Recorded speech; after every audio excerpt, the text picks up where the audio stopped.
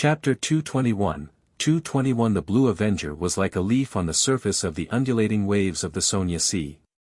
At times, it was raised high and sometimes low from the ebbing of the waves, but there was no sign of it being at risk of capsizing. Alger Wilson stood in the captain cabin, his back to the shelves of red and white wine, as he subconsciously paced around. Finally, he gritted his teeth and returned to the mahogany desk with a grim expression. He removed the brass sextant, found a piece of paper and a pen, and leaned over to draw the complex, mysterious symbol given to him by the fool. With a seafarer's memory, Alger quickly completed the first step of the sacrificial ritual. Then, he opened the drawer and took out a candle. He set up the ritual according to the dualism principles and placed a candle above the symbol that was formed by the combination of the pupilless eye and the partial contorted lines. One candle was placed in the middle that represented the person making the sacrifice. After cleaning up all the items on the table, Alger condensed pure water in the palm of his hand and wiped the altar clean. He then used the silver dagger from the ceremony to create a sealing wall that surrounded his desk. After doing all this, he used his spirituality to light up the two candles and retreated a few steps under the dim light. Taking a deep breath, Alger lowered his head and recited in ancient Hermes, "The fool that doesn't belong to this era, you are the mysterious ruler above the grey fog, you are the king of yellow and black who wields good luck. Your devoted servant prays for your attention, I pray for you to take his offerings. I pray for you to open the gates to your kingdom." This ancient incantation reverberated within the wall of spirituality, stirring up spiraling gales as they swept forth with the force of nature. It was the oldest sacrificial language created by human beyonders, and it contained many mysteries itself. However, it lacked sufficient protection for the user. Bearing with the pain that was akin to having knives slicing across his skin, Alger took out a small dark brown glass bottle from his pocket, unscrewed the lid, and poured out a lot of sesame-shaped granules. These granules swirled with a metallic luster and exuded an indescribable sense of beauty.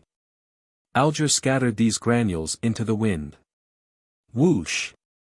The gale grew stronger but was no longer tempestuous. It was dyed in two separate colors, silver and black.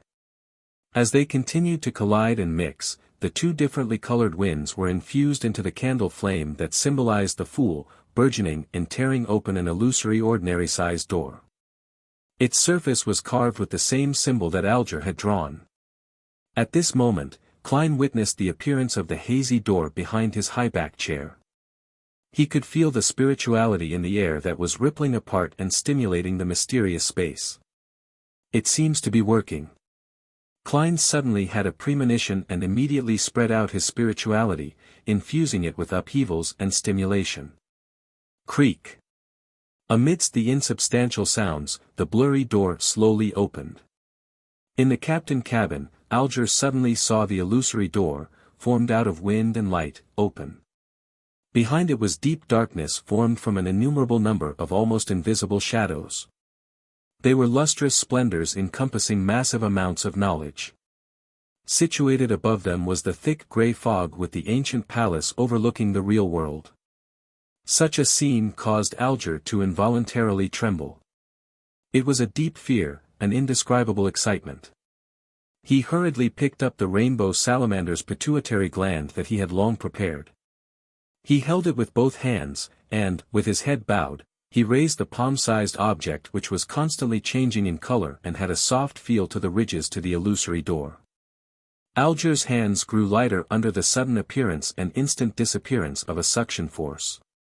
He lost the slight tingling sensation that the rainbow salamander's pituitary gland gave him. He didn't dare raise his head until he heard the deep voice of the fool echoing in his ears. "You did well." "It's my honor," Alger answered without any hesitation. He looked ahead again, only to see that the illusory door had disappeared. The gale had stopped, and the candle flames had returned to their original state.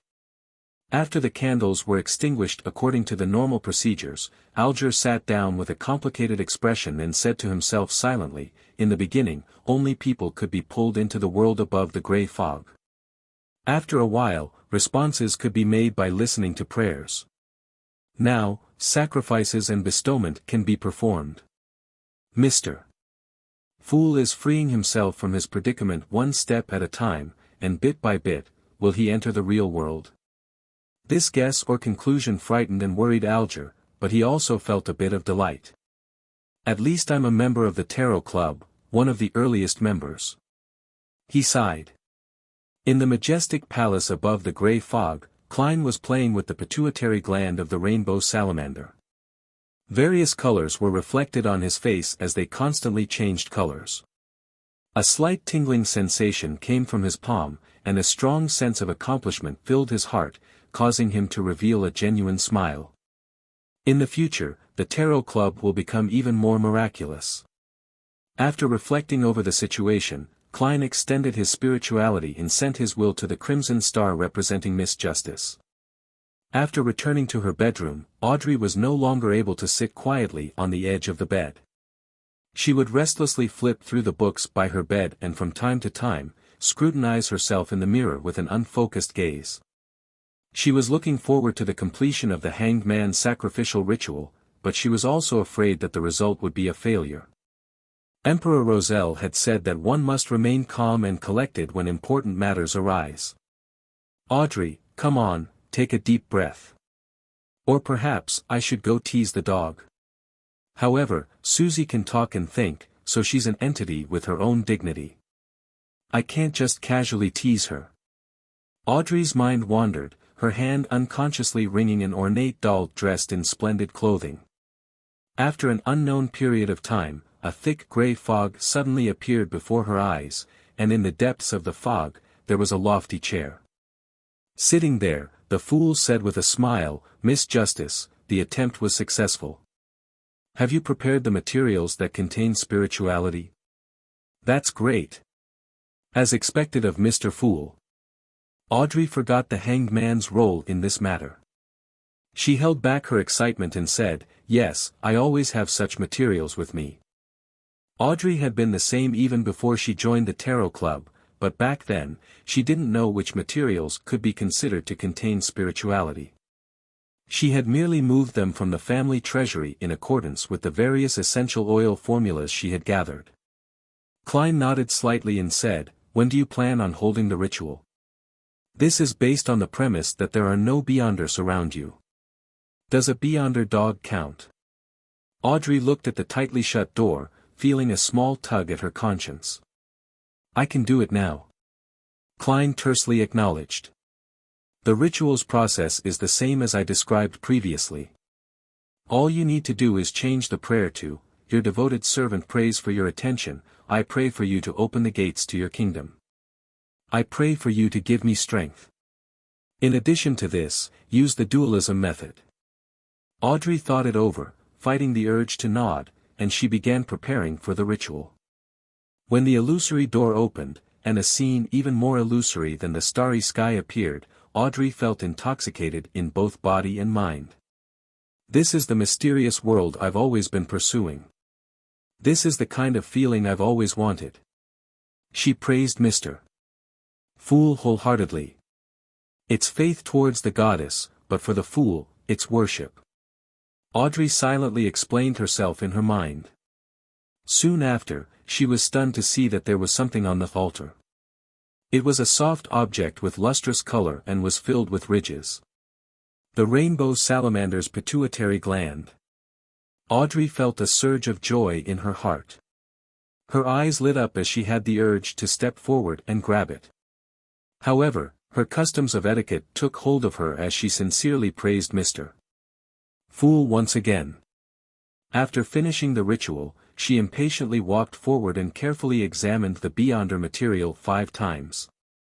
Our Tarot Club is at a higher level than all the other secret organizations. Audrey secretly felt smug. She then glanced warily at the door, as if afraid of Susie's sudden intrusion. She had to redouble her efforts and immediately concoct the potion to complete her advancement. A few minutes later, she held a bottle of liquid that contained constantly changing lusters that could shine to the bottom of everyone's hearts. She confidently drank the telepathist potion and successfully tied through the integration stage with the Beyonder characteristics, achieving an advancement. The view before her seemed to clear up significantly, with a great increase in other aspects. Audrey familiarly used cogitation to restrain the dissipating spirituality. After her sequence stabilized, she smiled and walked briskly to the door, letting in the golden retriever. She saw the obvious suspicion on Susie's face. "You took far longer than usual." Susie didn't hide her thoughts. Audrey sat down on an ottoman and dryly laughed before changing the subject. "Susie, tell me, how should I secretly inform Zion Furs about a particular matter without revealing myself, yet get them interested?" Before she finished her sentence, Audrey had begun to seriously ponder over the mission Mr. Fool had assigned her. Then, she looked at Susie, and Susie looked back at her. The human and dog both fell into deep thought at the same moment. After completing his goal, Klein returned to reality, slept for a little more than an hour before hurrying out the door. He spent £1 to buy a pair of gold-rimmed glasses, wigs, and a variety of mustaches that could be torn off and stuck on with adhesives. They were disguises he would need later. Before dinner, he made a trip to East Borough, the most crowded area and the most unsafe part of the city. He rented a one-bedroom house at the rent of 4 soldi, 3 pence a week. He paid 2 weeks' rent and a deposit, coming up to a total of 17 solis. Only then did Klein complete all his early preparations. East Borough also left a deep impression on him. Most of the streets here were the same as Tingin's Lower Street, but the area that shared the traits was many times larger. The clothes of the residents here were old but decent. Many of them were dressed in shabby clothes with sallow skin and thin frames. It was as though they would turn into beasts at any moment due to their hunger or poverty. Therefore, gangs ran rampant in East Borough. When he got back to Sherwood Borough, Klein felt as if he had entered heaven from hell. For the next 2 days, he experimented with using his spirituality to perform the rituals and create charms. He no longer prayed to the goddess and waited for the effects of his tiny advertisements to bear fruit. On Thursday morning, Klein finally heard the doorbell ring. Chapter 222, 222 Ding. Dong.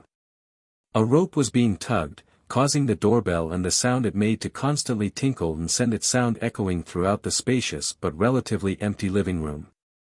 Klein, who was seated on the sofa reading a newspaper to study the various investment opportunities, stood up. He was wearing a white shirt and a black vest without a bow tie, just like what one would wear at home. "The first job in my career as a detective. But I can't always be at home, waiting for a mission to arrive. Yes. I need to hang a notice on the door, along with a fountain pen, so that clients can write down the time of their next visit and allow me to prepare in advance.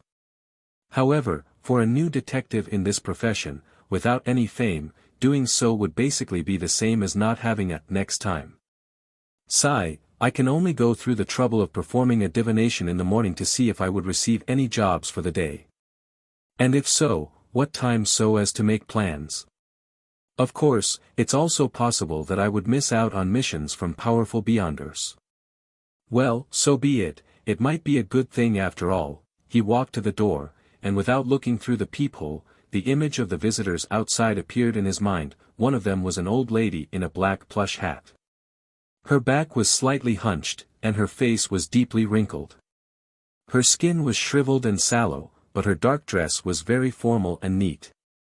Her temples were completely white, but her blue eyes were quite lively. She was looking at the young man beside her, gesturing for him to pull the doorbell again. The young man was in his 20s, with eyes similar to those of the old ladies.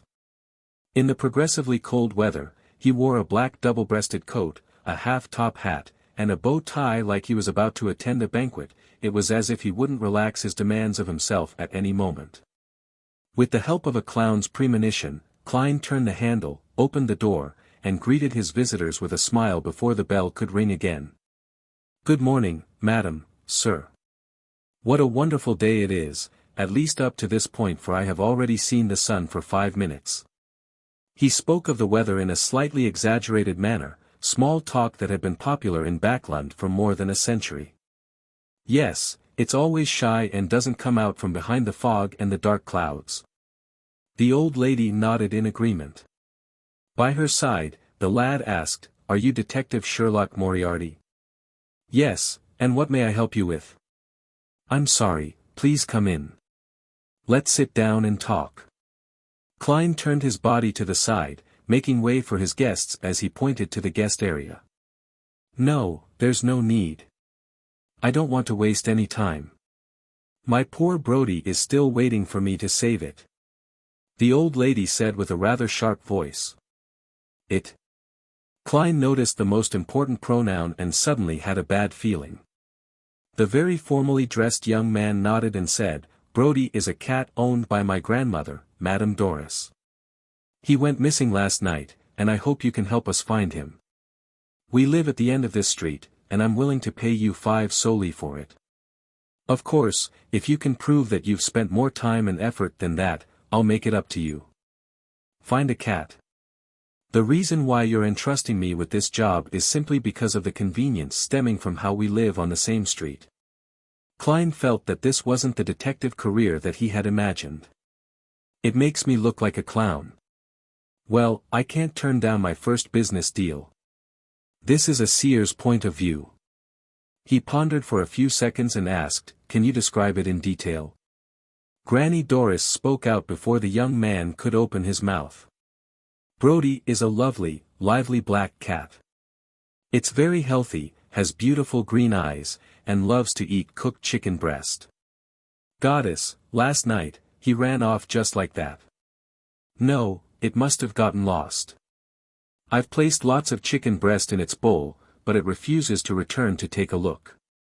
Klein's lips curved up and said, "I'm very satisfied with your description, Mrs. Doris. I accept this request. All right, let's go to your home now. I need to search for clues and find traces. You should be clear that the basis of my reasoning lies in the details." Mrs. Doris didn't consult her grandson as she nodded and said, "You're the most proactive detective I've ever seen. It's a deal." Klein put on his coat and hat, picked up his cane, and followed Madame Doris and her grandson out onto the street. Unlike Tingen, roads in many parts of Backland had been rebuilt with cement or asphalt. Even during a downpour, the roads were less muddy. While the old lady was leading the way, his grandson came close to Klein and said in a low voice, "I hope you'll do your best to find Brody.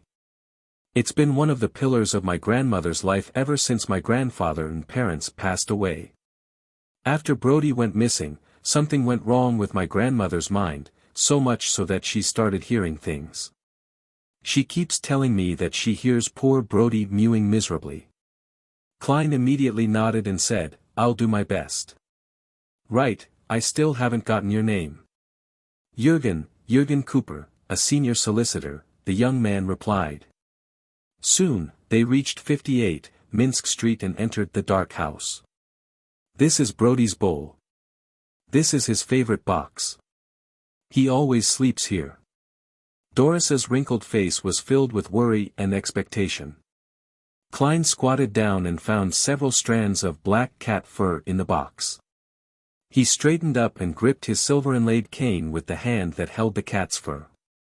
Klein's gaze turned deep as he pretended to observe his surroundings as he silently recited a divination sentence. His hand secretly slipped from the end of the cane but didn't leave it completely. It just made it difficult for Jürgen or Doris to notice that the cane was standing on its own. Soon after, the black silver-inlaid cane tilted to the side. It fell very slowly, with very little movement. Klein gripped the cane again, looked in that direction, and observed it for more than 10 seconds. Then, he strode over to an old cupboard. "Any signs of Brody running away?" Jürgen asked with concern. The old lady, Doris, was also waiting for an answer. Without answering, Klein kneeled and pulled open the door at the bottom of the cupboard. Meow. A black cat darted out, tail high, and ran for its bowl. "Brody. When did you get into the cupboard? How did you get locked in there?" Mrs. Doris cried, surprised and confused.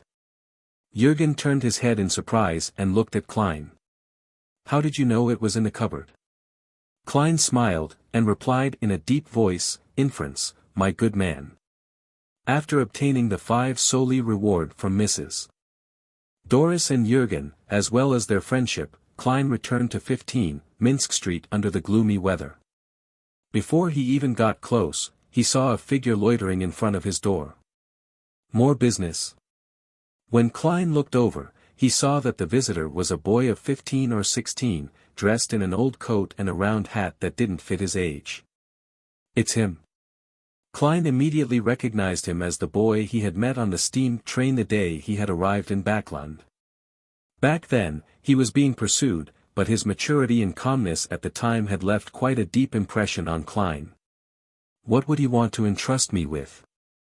As he wondered, Klein walked over and smiled. Excuse me, are you looking for me? The teenage boy was startled as he quickly turned around, his bright red eyes filled with unconcealable fear. He composed himself and asked hesitantly, Are you Detective Sherlock Moriarty? Yes. Klein looked around and said, Let's talk inside. All right. The teenage boy didn't refuse. Inside, Klein didn't take off his coat, but he did take off his hat and put his cane away. He led the teenage boy to the guest area, pointed at the long sofa and said, Please, have a seat. How might I address you? What job do you have for me? You can call me Ian. The teenage boy surveyed his surroundings and fell silent for a few seconds.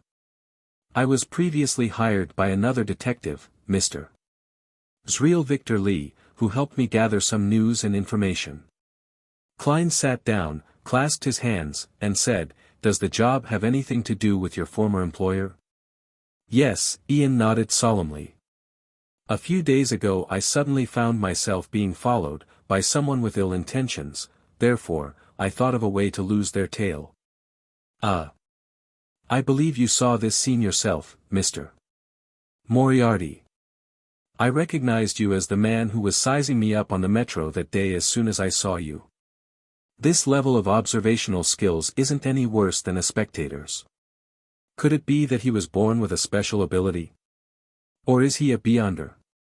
Klein activated his spirit vision and looked at Ian, but he didn't find anything strange. He nodded and calmly replied, Your response left an impression on me. Ian didn't harp on the topic and continued, I suspect that my encounter has something to do with Mr. Zriel, so I went to visit him at his place.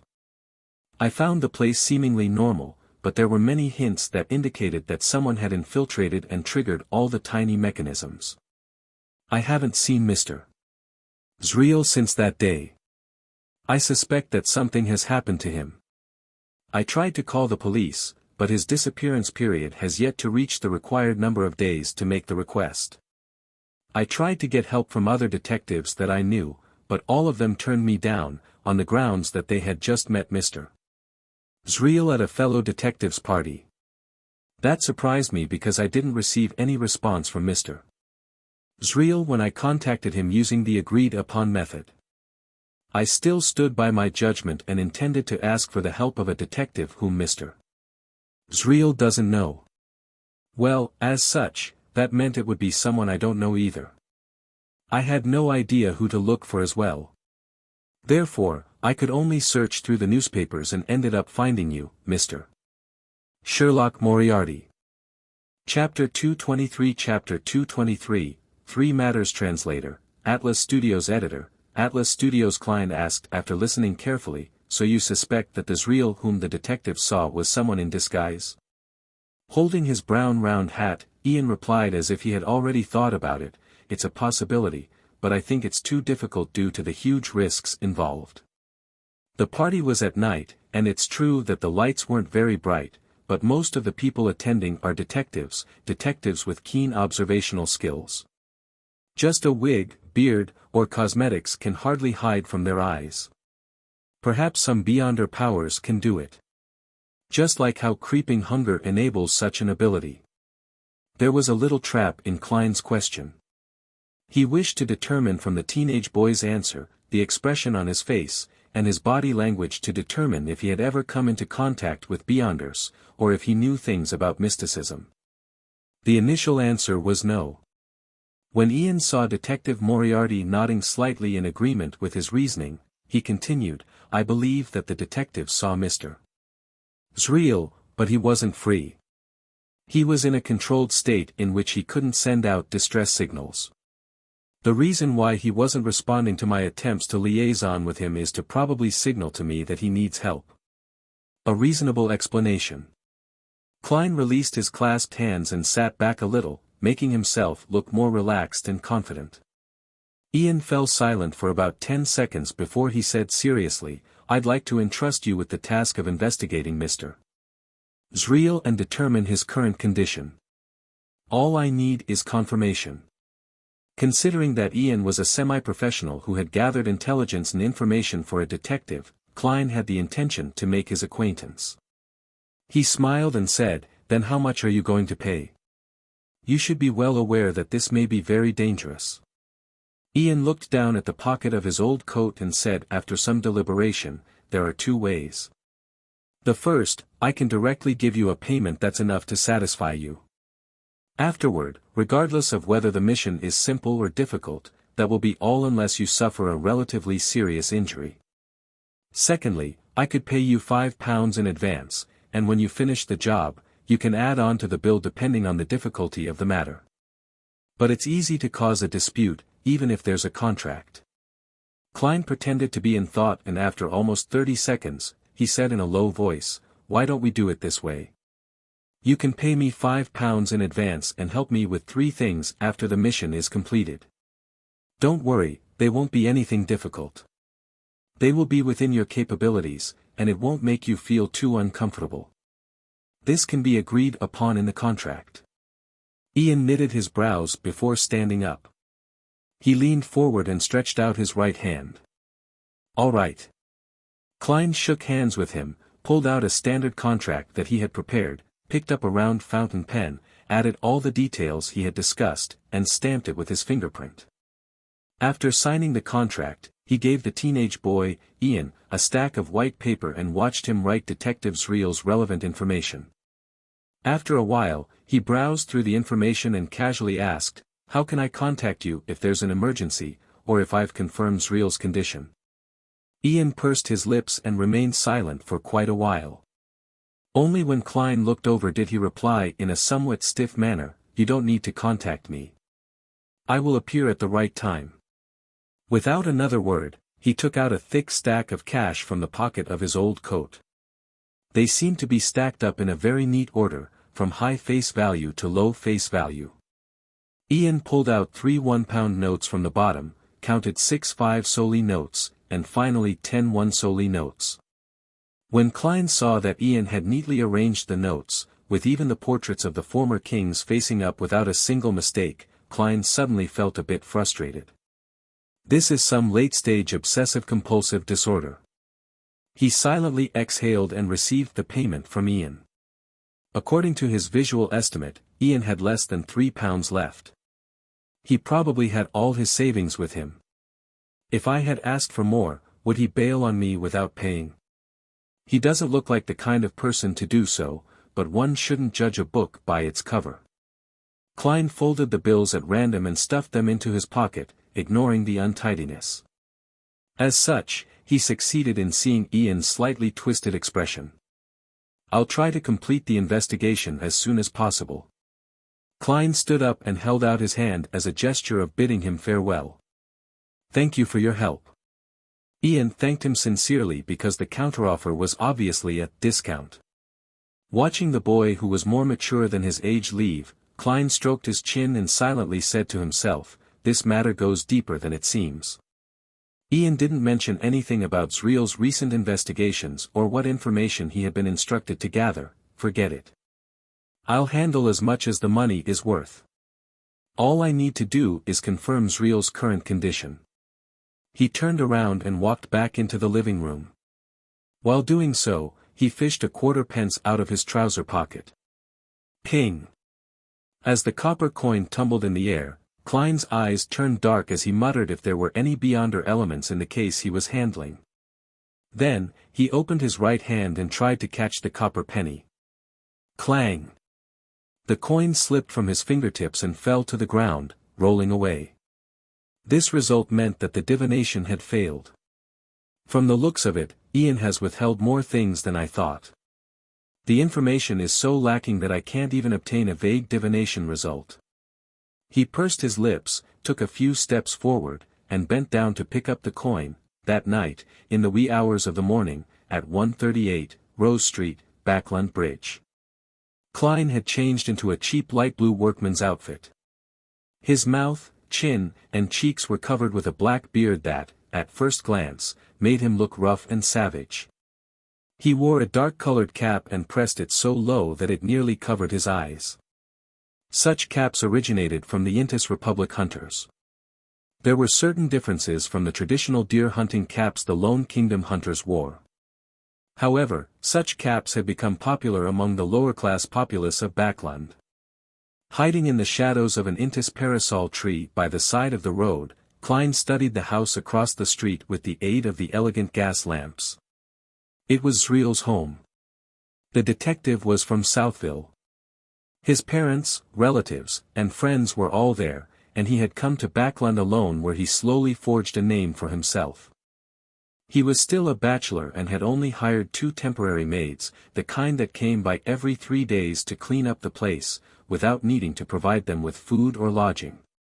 At the moment, the terrace house he rented was pitch dark. Klein took off the silver chain inside his sleeve and let the topaz pendant hang down naturally. "There's danger inside. There's danger inside." After repeating it 7 times, he opened his eyes and saw the spirit pendulum spinning clockwise, but very slowly. "There's danger, but it's nothing serious," Klein muttered, and once again confirmed that he had his tarot cards, self-made charms, and holy night powder on him. After doing all this, he looked around, and taking advantage of the stillness of the night, he nimbly rushed across the street. There was no veranda, garden, or lawn as it directly faced the edge of the street. Klein went around to the side and easily climbed up the water pipe to the small balcony on the 2nd floor where clothes could be hung out to dry. Immediately following that, he took out a tarot card and slid it through the crack, opening the door to the corridor. Following Ian's drawing of the house's layout, Klein walked almost soundlessly to Zriel's bedroom. He lightly tapped his left molar and activated his spirit vision. Through the wooden door, he looked inside. Spirit vision could see aura colors through obstacles without spirituality. However, it was highly dependent on one's abilities. Currently, Klein was able to observe through wooden doors but was stumped by concrete walls. Furthermore, the scenes he could see weren't too clear. In his vision, he saw 3 humanoid auras in the bedroom behind the door. The colors were blurry and were located in different locations. There are 3 people lying in ambush. Is it to capture Ian, or someone else? The bedroom isn't that big. Klein stood in the darkness, calmly considering the results of his observations. At that moment, he suddenly retreated towards the balcony while keeping his footsteps very light. Back at the balcony, Klein took a thin silver slice from his pocket. This was a slumber charm that he had created in an attempt during the afternoon. He didn't pray to the Evernight goddess, but to himself instead. He held a ritual in the name of the fool that doesn't belong to this era, the mysterious ruler above the gray fog, the king of yellow and black who wields good luck, before entering the world above the gray fog to respond. Since this method was difficult to mobilize the power of the mysterious space above the gray fog, Klein could only use his own spirituality to respond. The charms that he made in the end were worse than normal, but better than the ones he made in his own name. After surveying his surroundings again, Klein covered his mouth and whispered a word in ancient Hermes. Crimson. Feeling the chill of the charm, he moved quickly but silently to the door of Zriel's bedroom again. As he held the handle, he injected spirituality into the thin silver slice. Creak. Klein carefully twisted the handle and opened a tiny crack in the door. Immediately after that, he threw the slumber charm inside. Pulling back his arm, Klein closed the door again and began counting. 321. He abruptly pushed open the door and rolled on the ground. Not sensing any movement from the three people, Klein stood up and, using the crimson moonlight shining through the window, began observing the room. It was a normal furnished bedroom with a bed, a row of closets, a desk, a set of sofas, and a coat rack. On the other side of the bed, a man in a black coat was sleeping soundly. In addition to that, there was one person by the side of the sofa and another in front of the closet. All of them were asleep. After confirming the trio's condition, Klein walked over to the bed and bent down to find a few short, yellowish-brown hair. According to what Ian had written, Detective Zrell was a man with short, yellowish-brown hair. This should be right, Klein whispered. He grabbed the few strands of hair and sat down on the sofa. He slowly sat in the darkness tainted by the crimson light and planned on using dream divination to find Zreel. Leaning back against the back of the sofa, the corner of his mouth curled up as he made a self-deprecating comment, "Deduction, my good man." Chapter 224. Chapter 224, Metaphysics-Style Detective Translator, Atlas Studios Editor, Atlas Studios. The dim room was covered in a thin veil of crimson moonlight, and everything was indistinct. The three men in the black coats were sleeping in different spots. And on the sofa, Klein's eyes half blended into the darkness by closing them. It was as if he had entered a deep slumber. His dream was a gray, distorted world, occasionally flashing with brilliance. Finally, the brilliance settled to form a scene. It was a gloomy corner, the ground sloshed with sewage. A man with short brown hair, a white shirt, and a brown vest was leaning against the wall, surrounded by a dense mischief of gray rats. Half of the man's lips had been bitten off, revealing his yellowish teeth and rotten gums. His nose was only stained with blood, mixed with some short hairs, and the flesh on his face had disappeared, piece by piece, revealing white bone. White, fat maggots were crawling around everywhere, constantly squirming, and his throat seemed to have been the victim of some wild beast. At least half of it was missing. Klein could just barely make out that this was real Victor Lee. It was nearly impossible to relate him to the mature and handsome man in the black and white photograph he had taken with Ian. Zreel is already dead. In a few days, he would probably be gnawed to the point where he would only be bone. He might not even have a complete skeleton left. Klein left the dream and recalled what he had just seen. His past experiences had allowed him to witness similar corpses more calmly. Looking out of the window at the crimson moon, Klein thought for more than 10 seconds and decided to try communicating with the soul of the man in black next to the sofa. During the last few days of preparations, he had concocted a bottle of Amantha extract and eye of the spirit medication. As for Serenity Agent, Klein had no need for it. He was personally capable of invading the dreams of others and forcefully communicating with their souls while maintaining calm and rationale. After setting up a simple altar and letting the quiet and tranquil fragrance waft out to create a half-dreaming state, Klein prayed to himself, "The fool that doesn't belong to this era." Following that, he entered the world above the gray fog and used more than 2/3 of his spirituality to give a response. When I advance to sequence 7, such prayers should also allow me to use a little of the power of the mysterious space above the gray fog, just like my summoning and bestowment rituals. Looking around, Klein made a rough judgment and quickly returned to the real world. He passed through what seemed like a starry sky and a chaotic storm of thoughts, entering the mental plane of the target. There, he saw the man's illusory figure floating in midair. "Who sent you to Zreel's home?" Klein looked at him and asked in a deep voice. The man replied in a daze, his illusory eyes vacant, "Massault. Massault sent me to wait for the boy named Ian." The light in his spiritual world changed, revealing a lean, capable-looking, dark-skinned man. He was none other than the leader of the group who was chasing Ian on the steam train. As expected, it's him. Klein, who had exhausted so much of his spirituality in responding to the prayer, was beginning to feel exhausted. He hurriedly asked, "Who ordered Massault?"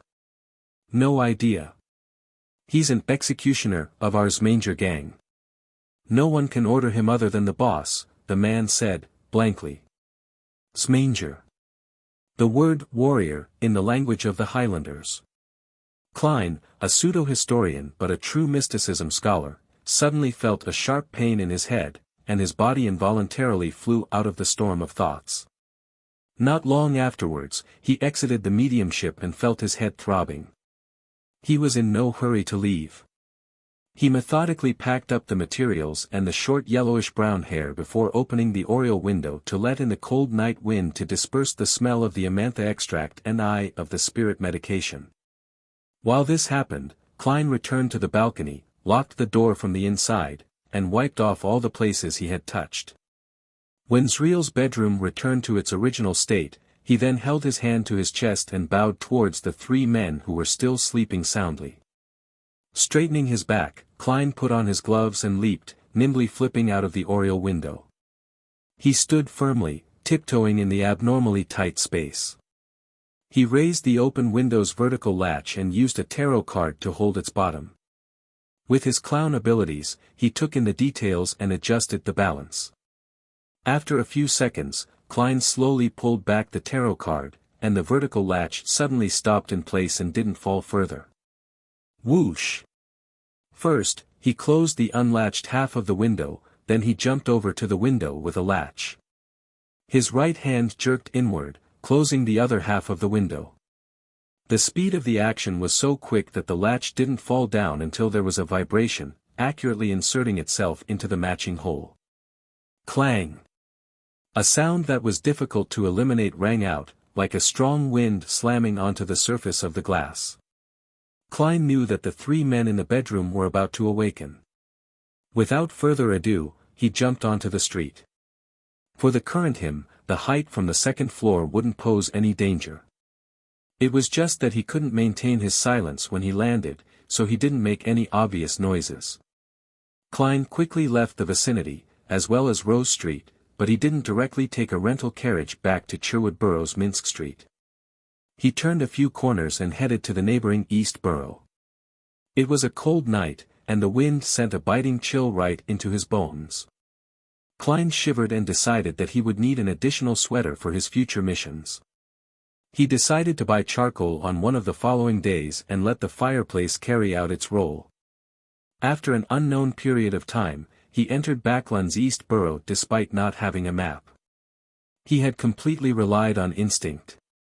There were only a few gas lamps to be seen in the distance, and if it wasn't for the fact that the dark clouds hadn't covered the crimson moon, Klein believed that many parts of the road would be pitch black. As he was walking, he suddenly saw pairs of eyes appear in the deep darkness in front of him. They came stooping from a distance. They sauntered over from a vague distance away, in silence. Living corpses. Klein came to a sudden halt. He reached out for his requiem charm and tarot cards, and he quickly activated his spirit vision. He saw the unhealthy and weak-colored auras and saw the faces of the numerous figures. These were all living people, normal living people with numbed expressions, vacant eyes, and weak movements. There were both men and women. It's almost midnight, why are they still walking on the streets? Confused, Klein warily leaned to one side, passing the group on the sidewalk, but soon, he came across a second wave, a third wave, all of them had the same pain amidst numbness.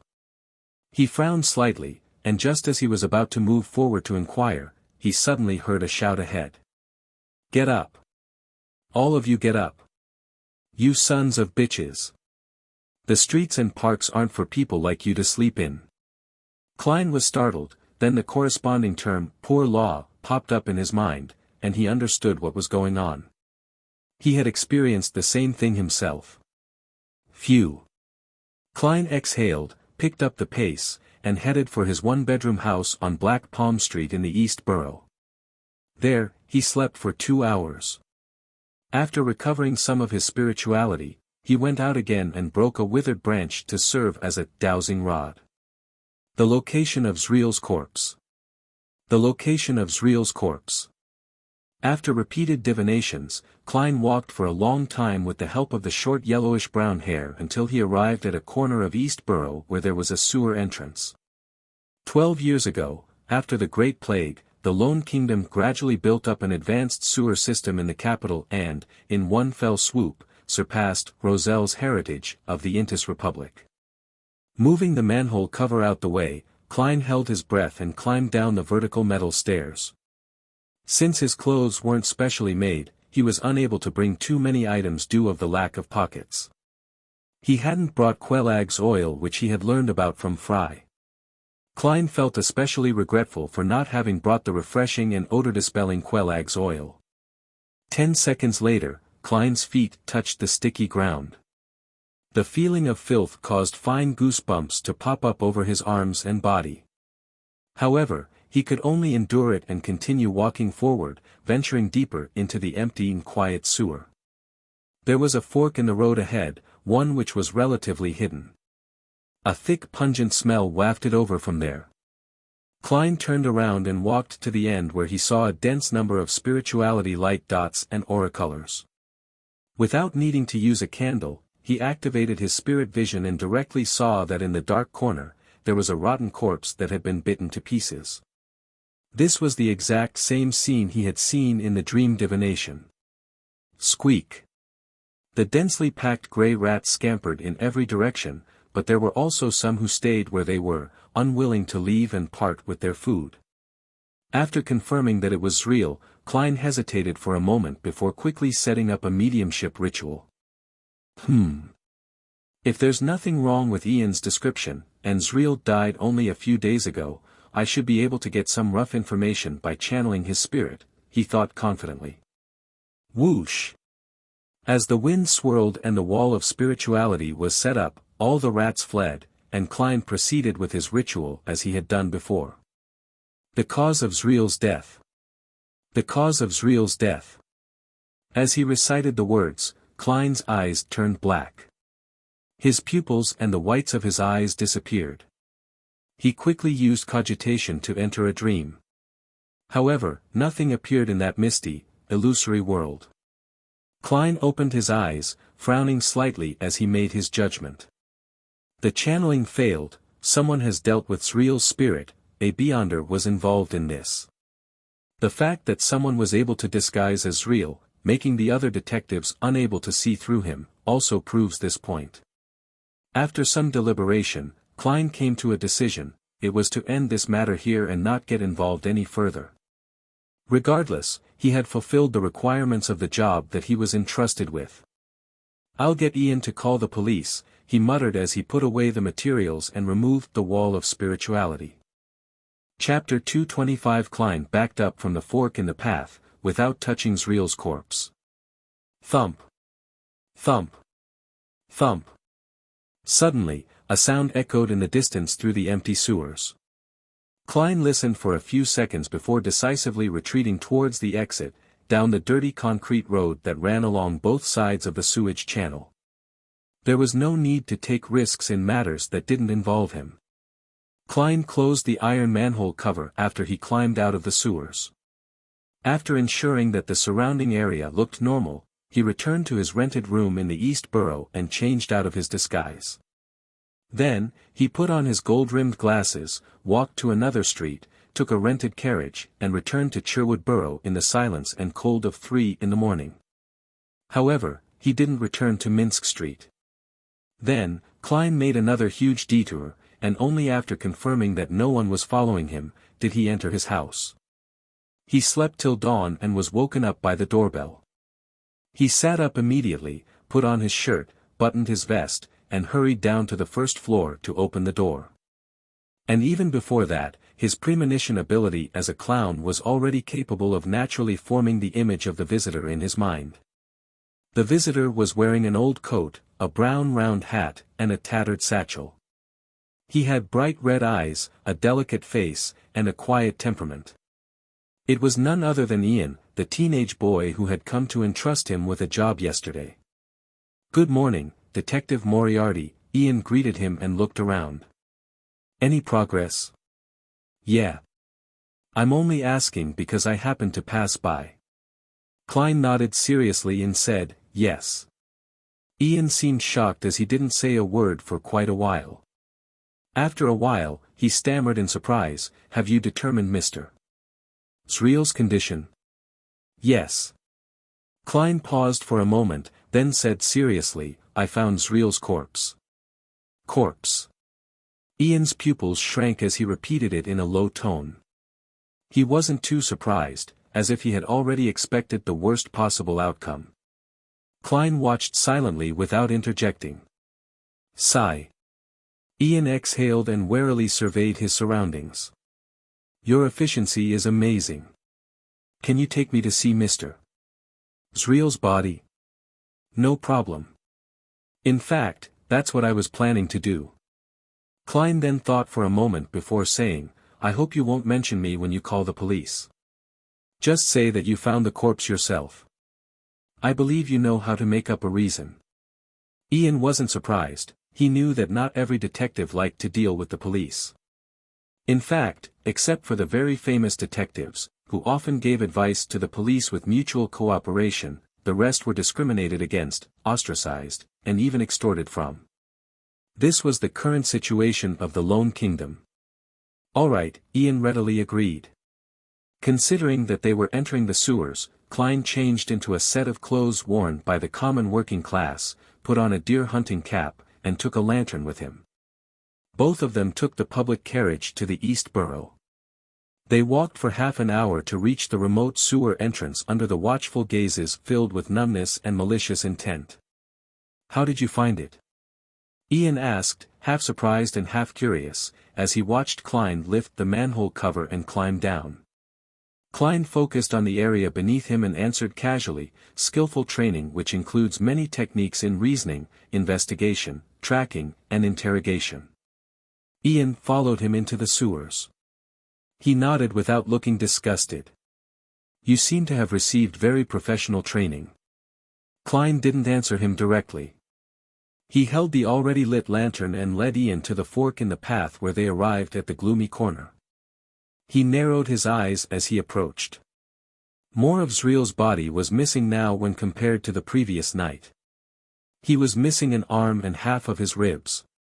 That's not something a rat can do. Klein muttered to himself and didn't inform Ian of this. With the help of the lantern's light, Ian was able to clearly see the corpse's appearance. He squatted down suddenly, vomited, and gradually vomited yellow-green bile. Klein took out the Quelaag's oil he prepared, unscrewed the cap, and bent over to place the mouth close to Ian's nose. Ian's eyes lit up, and he calmed down. Nearly 20 seconds later, he weakly whispered, "Thank you." He stood up slowly and examined the mutilated corpse a few more times. I can confirm that this is Detective Zreal. My condolences, Klein replied out of politeness. I suggest you call the police. Okay. Ian nodded indiscernibly as he followed Klein back to the surface. At that moment, Klein clapped his hands. This is the end of my mission. As for what should be done after this, that is up to you. Ian fell silent for a few seconds. I still owe you 3 matters. You can tell me now. Actually, I can only think of one at the moment, Klein answered frankly.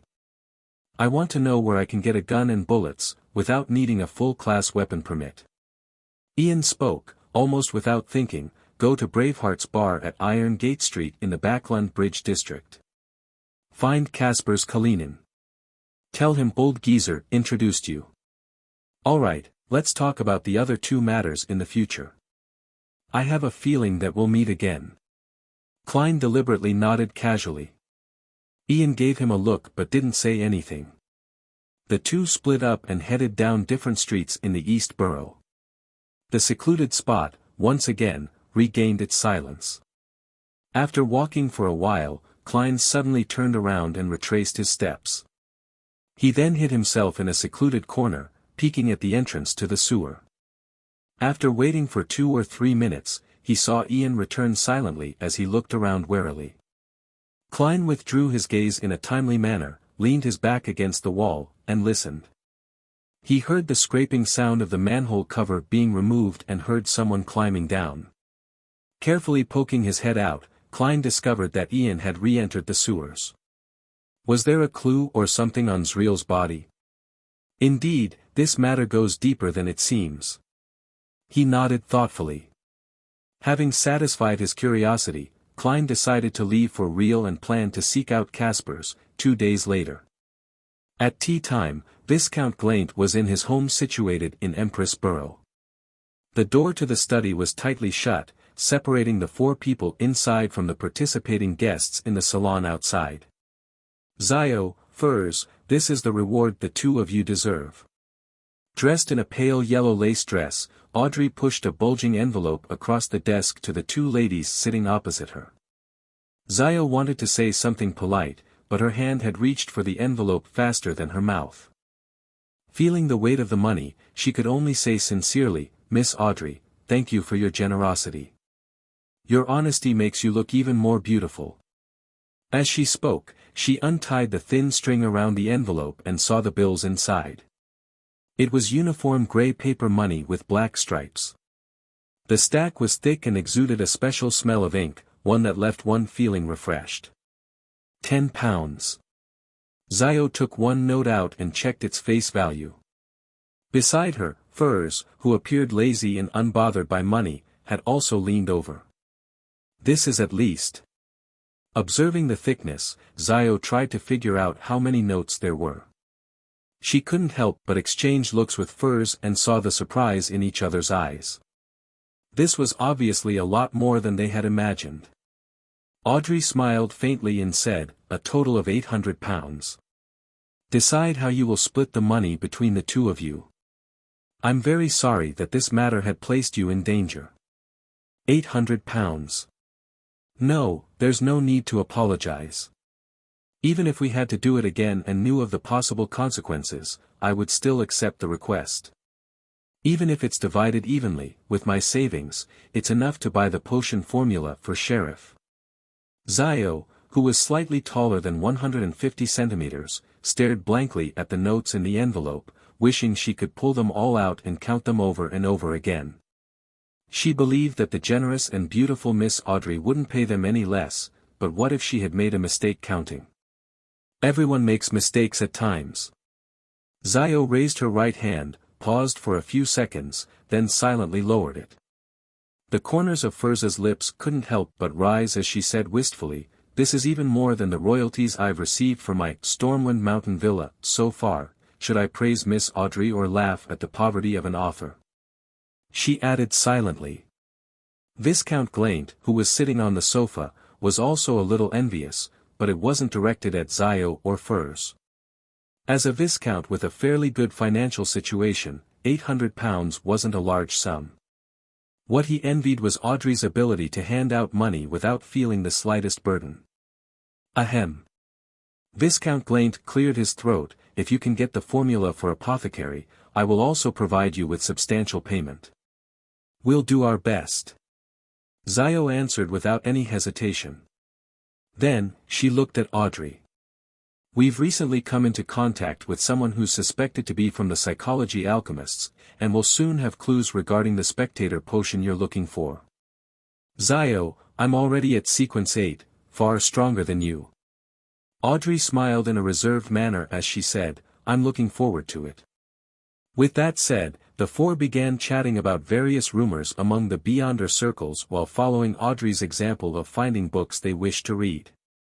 Suddenly, Zio's eyes lit up as she saw 2 hardcover books. History of the Lone Kingdom's Aristocracy, and Study of the Coat of Arms. Meanwhile, Furs also found books that interested her. Geography and People of the Faesac Empire, and Traveling the Northern Continent. Honorable Viscount Glaint, may I borrow these 2 books? I'll return them soon. Zio looked pleadingly at the owner of the study. Glaint nodded without much care. "No problem." At his response, Furs hurriedly made a request as well and similarly obtained his approval.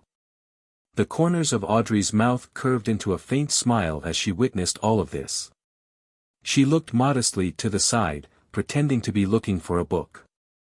As a qualified spectator who had just advanced, she had accurately grasped Zio's and Furz's preferences in certain domains after being in contact with them multiple times.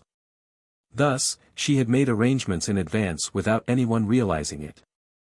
Letting the one being guided feel like it was done out of their own will was a manifestation of the powers of a spectator. In the evening, Zio was curled up on the sofa in front of the fireplace, reading history of the Lone Kingdom's aristocracy under the gas lamp's illumination. Furs had gone for a gathering meant for authors. After reading for quite a while, Zio suddenly felt something strange about the hardback cover, so she carefully examined it and found an interlayer where an ancient piece of paper was hidden inside. The front side of the paper was covered with the special symbols created by Emperor Roselle, and on the back was a paragraph written in ancient Hermes.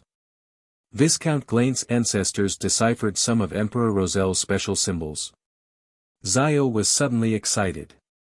She struggled to decipher the ancient Hermes as she muttered silently, "The fool that doesn't belong to this era. The mysterious ruler above the grey fog. The king of yellow and black who wields good luck." Chapter 226, 226 Sherwood Borough. 15, Minsk Street. A satiated Klein sat in a reclining chair in the living room, beside a fireplace burning with charcoal. In a warm environment akin to summer, Klein wore a white shirt, a black vest, and thin trousers, while having a newspaper spread open in front of him as he flipped through the section with the most ads. A new type of transportation vehicle is in urgent need for investments.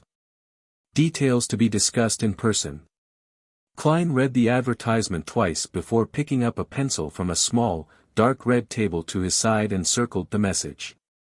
If there were no commissions tomorrow or the day after, he planned on seeing if this so-called new type of transportation vehicle had any investment value. Such matters were impossible to divine since there was a lack of sufficient information. "I hope it's a product similar to a bicycle," Klein mumbled to himself before suddenly hearing an illusory prayer echo in his ears. "Who is it? Miss Justice? Mr. Hanged Man? The Sun? Or some clerk at the Backlund Bank is copying my passcode?" Thoughts flashed through Klein's mind as he put down the newspaper, returned to his bedroom, and locked the door behind him. Taking 4 steps counterclockwise, he entered the world above the grey fog.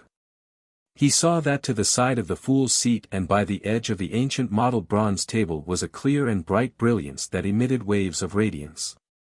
The experienced Klein calmly sat down and emanated his spirituality, touching the light ripples of light in response to the prayer. The scene in front of his eyes suddenly changed. It was a blurry sofa with a petite woman in a knight's trainee uniform curled up on it. "She's not copying my passcode. She's reading a piece of paper." Klein suddenly realized the reason for this. "She should be one of the 2 beyonders that Miss Justice mentioned that requires my vetting." After nearly 20 seconds of silence, Klein didn't give any form of formal response. He planned on taking the next step deep at night.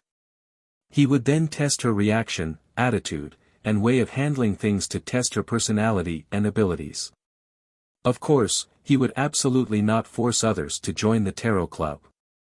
The fool that doesn't belong to this era. Zio, who had just finished chanting the ancient Hermes sentence, froze for a few seconds.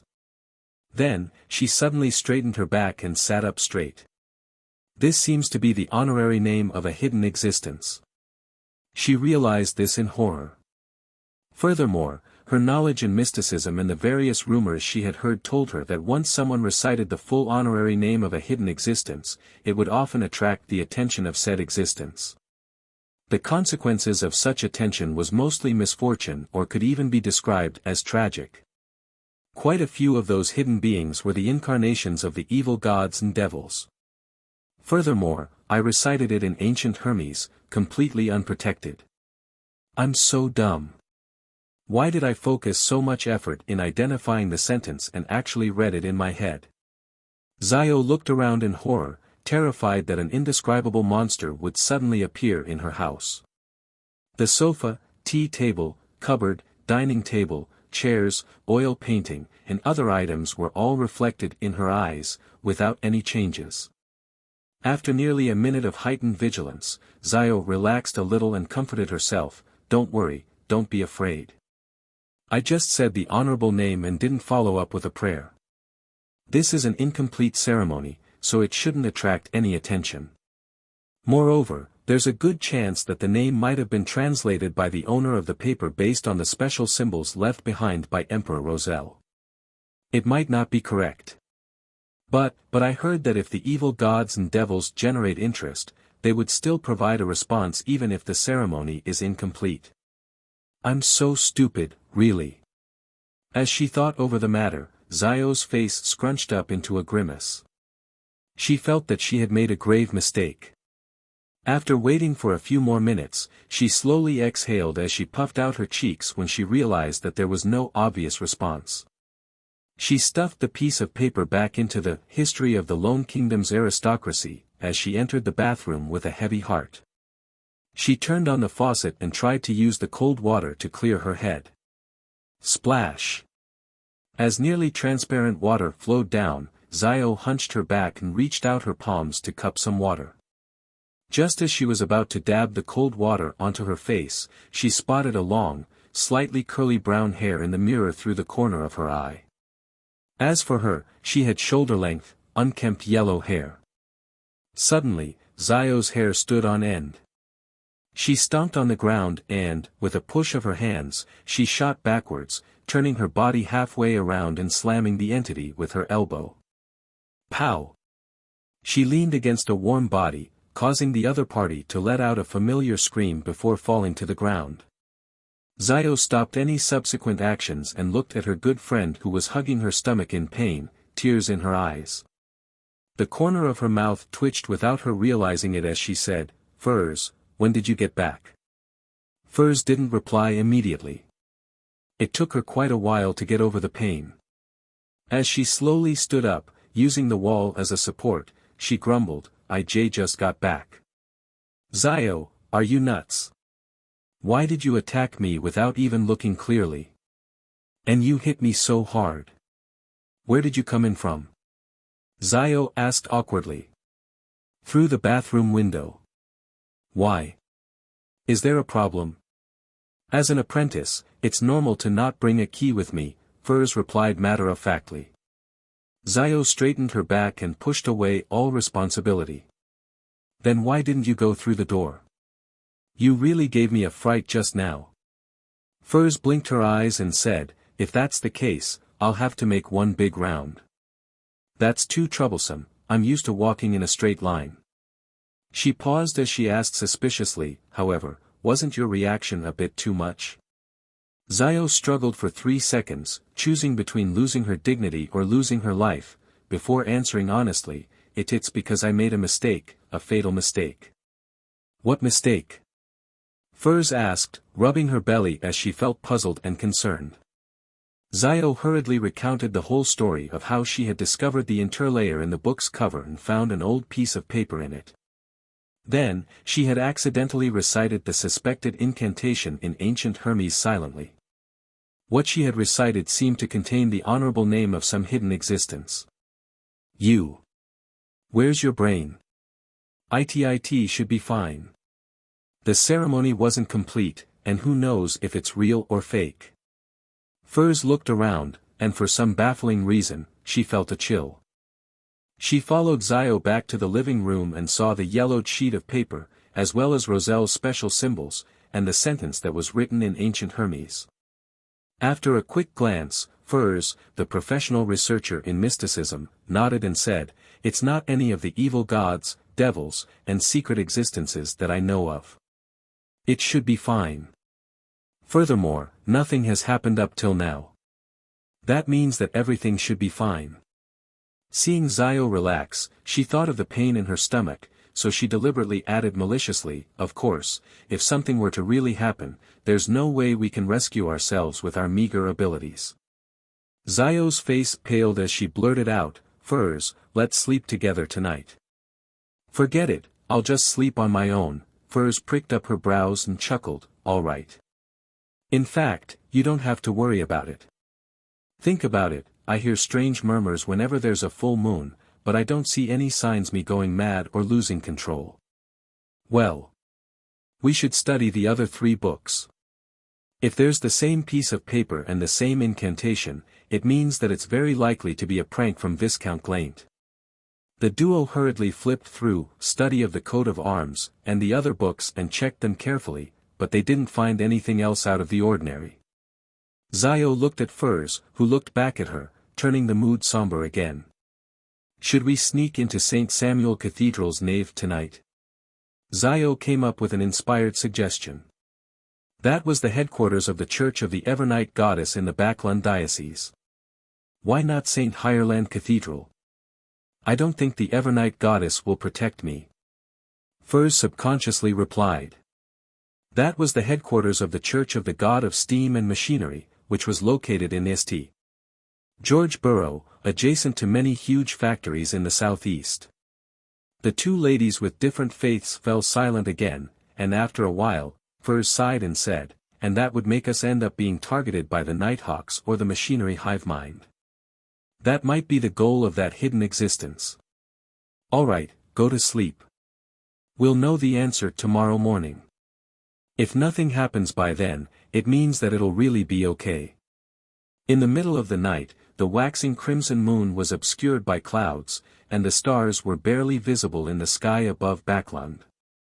Klein instinctively woke up, lifted his blanket, got off the bed, and entered the world above the grey fog. He sat down on the high back chair that belonged to the fool. He planned on responding to Miss Justice's companion and proceed with the examination process. At that moment, he suddenly had a new idea. Perhaps he could try and see if he could pull her into the world above the grey fog under the present circumstances. The young lady must have fallen asleep, and even if I succeed, she would probably treat it as a dream that appears clearer than usual. If I succeed, I can sever the connection in a timely manner to prevent her from seeing her surroundings clearly. After repeatedly deliberating over the matter, Klein stretched out his hand and tapped at the rippling ring of light to form a connection with it. Suddenly, Klein felt his spirituality surge out in an unstoppable manner, causing the mysterious space above the grey fog to tremble slightly. Just when Klein thought that his spirituality would be completely drained, everything calmed down. A blurry, distorted figure appeared at the edge of the long bronze table. In her reverie, Zio opened her eyes sleepily and saw the endless fog, the ancient high-back chair, and a dark figure watching her. Klein was overjoyed and immediately severed the connection according to his plan. The hazy, petite figure disappeared, but within the grayish-white mist, a crimson, illusory star appeared. Klein looked at this scene and confirmed one thing. As long as someone chanted his name, he would be able to pull that person into the world above the grey fog. The crimson star was a symbol of a stable connection. However, there are certain limitations. With my current strength, at most, I can establish another connection. Based on my previous experiences, my current spirituality can only pull in beyonders who are a sequence higher than me, and it won't necessarily be a success. It's just a preliminary judgment, so it shouldn't be a problem if it's someone at the same sequence as me or lower. Klein thought, feeling satisfied. There was no need for him to respond. His attempt was already enough. Zio sat up in her sleep. She had been worrying about the potential dangers of chanting an honorary name the entire time. Not long after she fell asleep, she dreamed of a mysterious space, and a grey foggy figure looking down on her from above. The dream was so clear that Zio felt afraid. She looked at the sleeping Furs beside her and thought with a tremble, is it a nightmare caused by fear, or is it because of the attention I garnered from some hidden existence, resulting in being haunted by evil spirits? Yes.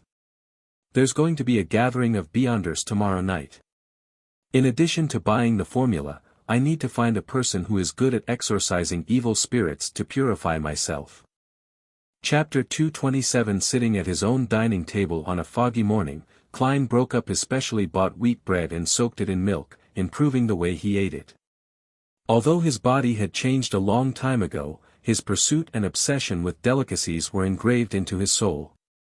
He was completely unable to adapt to the Lone Kingdom's monotonous and repetitive style of breakfast. He could only try his best at experimenting. He tried not to limit himself to toast, bread, bacon, sausages, and butter. He tried hard to expand the boundaries and improve the way he ate. For example, his recipes had new additions such as pork-filled pastries from the south, Phanepotter noodles, and roasted corn pastries. Caviar from the Fasak Empire isn't bad either, but it's too expensive. It's only suitable for formal meals. Klein scooped up a small piece of wheat bread he had softened and put it in his mouth. Just by chewing it a little, he could feel the intertwining flavors of milk with the fragrance of wheat. The aftertaste of the bread was even sweeter.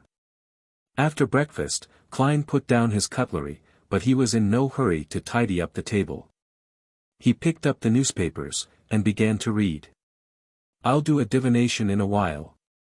If there's nothing else to do, I'll pay Mr. Leopard a visit at St. George Burroughs' 3rd Street and see if his new transportation vehicle is worth investing in. Backlund is really big. Every borough is almost the size of Tianjin City.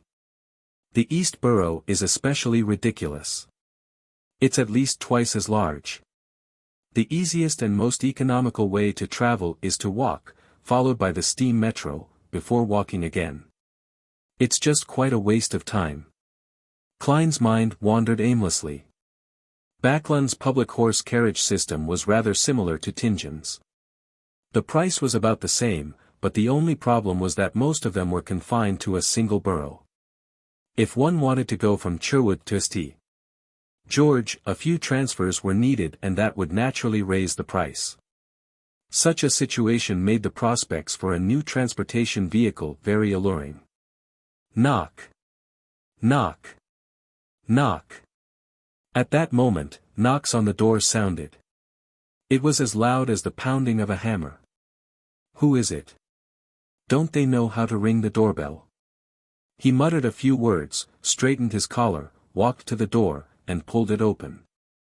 In front of him was a familiar face. It was the Highlander man who had chased Ian at the steam metro. His skin was dark, his eye sockets recessed, and he was lean and hearty man. According to Klein's mediumship results, the man's name was Massault, an executioner of the Zmanger gang who was almost equal to the boss. "Excuse me, who are you looking for? Do you have a commission to entrust with me?" Klein deliberately acted somewhat confused. Massault was wearing a black coat and a pompous silk hat, but he didn't look anything like a gentleman at all. He coldly sized Klein up, then he asked in low, with a thick Highlander accent, "Are you Detective Sherlock Moriarty?" "Yes," Klein replied short and sweet. Massault nodded his head stiffly. "I want to hire you to find someone. We can talk about the exact situation inside." Klein prevented himself from acting odd in any way. Massault shook his head coldly. "There's no need." After saying that, his eyes suddenly became sharp. "The person I'm looking for is called Ian. Ian Wright. He has a pair of bright red eyes, maybe 15 or 16. He likes to wear a brown, old coat and a round hat of the same color. I believe you know him." Klein let out a soft chuckle. "I don't know what you're talking about." Massault seemed to ignore Klein's denial. "He's a thief who has stolen an important item from me. If you can find him, you'll be paid at least £10. You've provided too few clues." Klein made up an excuse, £30. Massault made a new offer. Klein glanced at him and said, "No, this is against my principle of confidentiality, £50, Massault replied coldly. "I'm sorry, I cannot accept the mission." Klein was startled for 2 seconds, but in the end, he still chose to reject the request. Massault studied him slowly for a few seconds as his eyes slowly turned cold and fierce. He didn't offer a new price, nor did he politely bid farewell. He turned around abruptly and walked quickly to the end of the street. "This gang has pretty good intelligence. They actually know that Ian had come to me once." Klein secretly sighed, full of emotion, but he didn't feel too much anxiety or fear. "After all, I'm someone who once directly faced the son of an evil god, although it was separated by a belly." As he thought about it, his smile suddenly became brilliant. He began flipping a coin to decide whether or not he was going out today. The answer was positive. St. George Borough, Surd Street. Having transferred from a tracked public carriage to the steam metro, before transferring to a trackless carriage, Klein finally arrived at his destination, spending a total of 11 pence. Just after he alighted the carriage, he discovered that a drizzle had already started, but he hadn't brought an umbrella. According to the newspapers and magazines, this is a daily occurrence in Backland. The reason why hats are popular is that ladies and gentlemen don't carry umbrellas all the time. Klein pressed down on his half-top hat and briskly ran outside Unit 9 and used the eaves to shield himself from the rain. He brushed off the obvious water droplets from his body and rang the doorbell. However, he didn't hear any cuckoo sounds or tinkling sounds. Is the doorbell broken? Klein was just about to raise his hand to knock when he suddenly saw footsteps approaching from afar. The image of the person naturally appeared in his mind. It was a tall, thin man with black hair and blue eyes. He was in his 30s and was dressed in grayish-blue worker attire, but he appeared gentle and refined. Creak. The door opened. The gentleman rubbed his forehead and asked, "May I know who you are looking for? Is there something?" Klein took off his hat and bowed slightly. "I'm here to find Mr. Leopard. I'm interested in his new transportation vehicle." The gentleman's eyes suddenly lit up. "I'm Leopard. Come in, please." He turned to the side and allowed Klein entry. However, there was no coat rack in the foyer. Klein could only lean his cane and not take off his coat. He followed Leopard into the living room. It had to be said that the gentleman's house was very messy. On the coffee table in the living room alone were many mechanical objects, such as wrenches, bearings and screwdrivers. "How much do you wish to invest?" "Ah, right. Would you like some coffee or black tea?" It seems I'm out of black tea." Leopard blurted out. This gentleman is a bit straightforward, and doesn't seem to be very good at interpersonal relationships. A thought flashed through Klein's mind, and he changed the words he planned on saying. He went straight to the point, "I've to see your new transportation vehicle before I make a decision. I can't make any promises without understanding anything."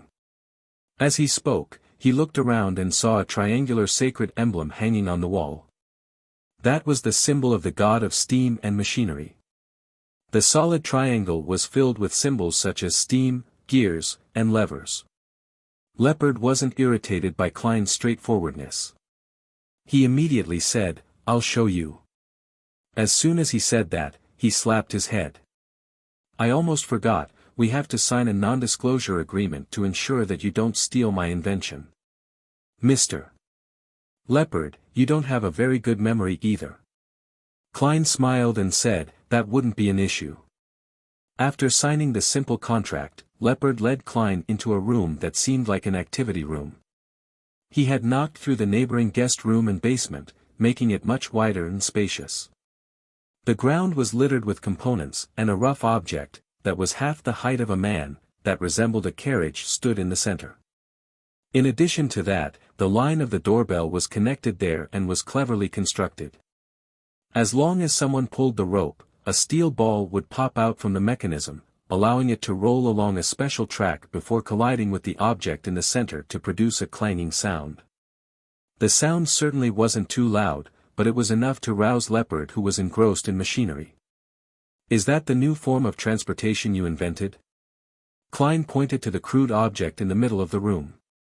"Yes, I invented it based on Emperor Rozel's imagination," he replied with a fervent look in his eyes. "Emperor Rozel's imagination?" Klein asked in surprise. Leopard explained in a tone of adoration, "Emperor Rozel left behind a number of manuscripts in which he drew his vision of the machines of the future. He was an outstanding genius, no, a master. Many things have already been turned into reality. This manuscript is kept in the Church of the God of Steam and Machinery. There's no way for non-pious believers to borrow them. Emperor, are you still leaving no stones unturned for others? Klein's mouth twitched, almost unable to maintain his smile.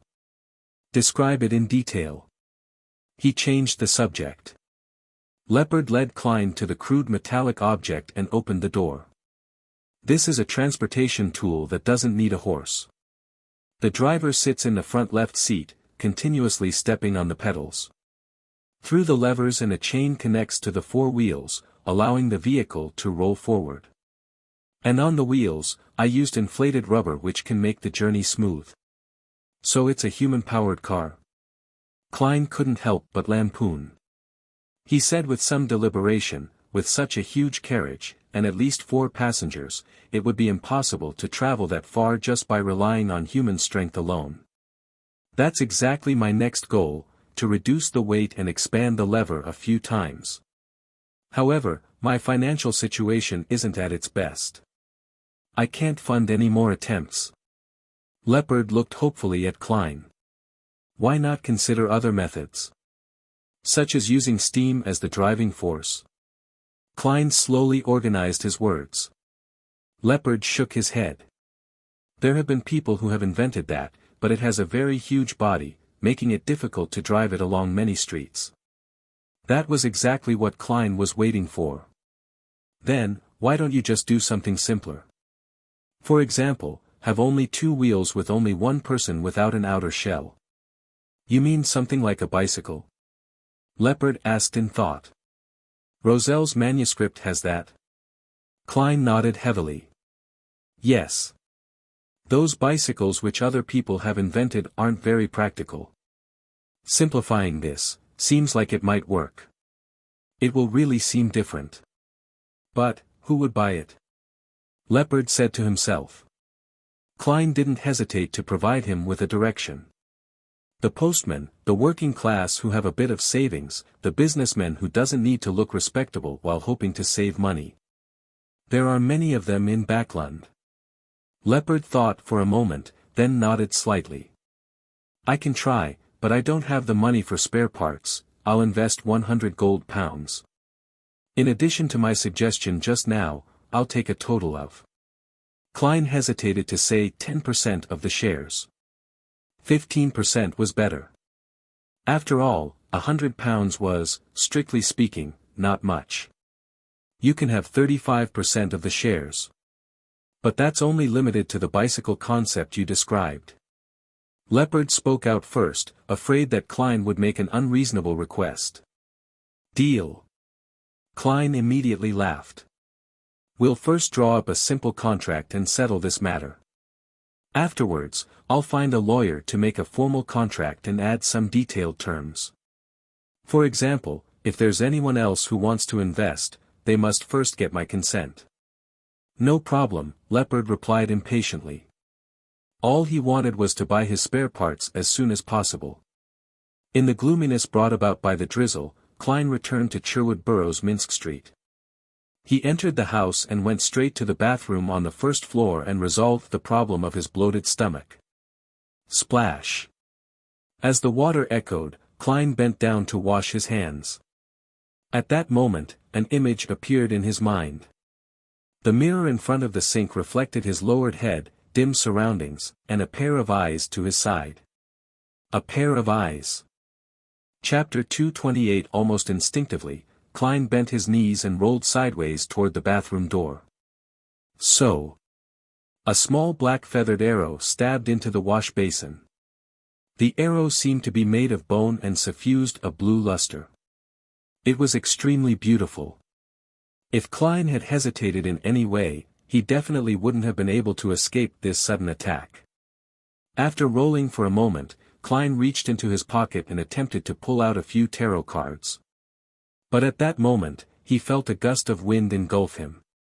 Through the corner of his eyes, he saw a black figure quickly closing in on him at high speeds. It appeared in front of him in an extraordinary pose, as he tightened his foot and kicked out from bottom to top. Realizing that he couldn't avoid the attack, Klein quickly gave up on his previous intentions and used his elbow to block the attack. With a bang, he felt his entire left arm go numb, and his body was yanked over, just like in the sport squash, that the middle class loved to play the most, or like a soccer ball that was now popular among the lower class. What immense strength! Klein's heart tightened. Without being flustered, he adjusted his body in midair and changed his posture, barely maintaining his balance as if he was performing acrobatics. Pa! Pa! Pa! At this moment, a tree-bark-colored blowpipe had just landed on the floor of the bathroom and bounced behind the door, at a declining speed. Just as Klein was about to stretch out his body to firmly stand and face the follow-up attack, a scene suddenly flashed in his mind. The speed of the enemy in black far exceeded his expectations, arriving even faster than he had expected. He lowered his body and swung his arm, striking him in the chest. In the blink of an eye, Klein's body bent over, spinning half a circle more, like a small ball that kept falling and kept being thrown around. Pow! He stretched out his hand and pressed it to the ground, opening his legs like scissors while keeping his head low. It made black-clothed man's fist miss as it tore through empty space. The fist that was originally aimed at his chest could only hit his legs after Klein turned his body, but his legs were opened wide. Pushing up, his legs closed in together, allowing Klein to leap nimbly to the side as he finally managed to stand up straight. Pow! Before he had the chance to observe his enemy, the black figure had already arrived in front of him, bringing with it a strong gust of wind. What a fast reaction! Klein quickly lifted his arms up in front of him to block. With a dull thud, he felt as if he had collided with a black bear. Failing to withstand the immense force, he could only stagger backward, his arms almost turning numb in the process. At the same time, Klein finally recognized his attacker. He had dark skin, a lean and hardy build with recessed eye sockets. He was none other than the executioner of the Zmanger gang, Massault, the person who had come to see Detective Moriarty in the morning. Pa! Pa! Pa! With a fierce glint in his eyes, Massault closely pursued after him as he flung both of his arms, delivering left hooks or right punches in a barrage of attacks at Klein. The gap between Klein's strength and that of his opponent was obvious. He was unable to face him head-on, and he had to rely on his agility and premonitory senses to barely avoid the combo of punches. No. I have to make full use of my advantages. With a similar thought, Klein stopped engaging in melee combat. He lowered his body and rolled to the side. Crack! A chair was torn apart by Massault's kick. Klein supported his body with one hand as he exerted strength in his waist and continued rolling in a bid to seek a chance to use his tarot cards and self-made charms. Tap! Tap! Tap! Massault caught up quickly and kicked out his legs, one after another, that was in no way slower than his opponent. He was like a giant bear with the gift of agility and had zero weaknesses. He made it so that the rolling Klein was only capable of focusing on dodging and defending, without giving him the chance to draw his cards or use his charms. Gotcha! Bam! Bam! A chair was broken, the table overturned, the coat rack toppled, and Klein had circled most of the way around, but his situation was turning dire. I can't go on like this. He kept dodging, rolling and tumbling, seeking every opportunity to turn the situation around. Suddenly, an idea came to him when he spotted the coffee table in the living room through the corner of his eyes. Bam! Klein defended a blow with one arm as jumped back towards the living room while enduring the pain. At this moment, Massault's leg muscles bulged suddenly like they were inflated with air. Boom!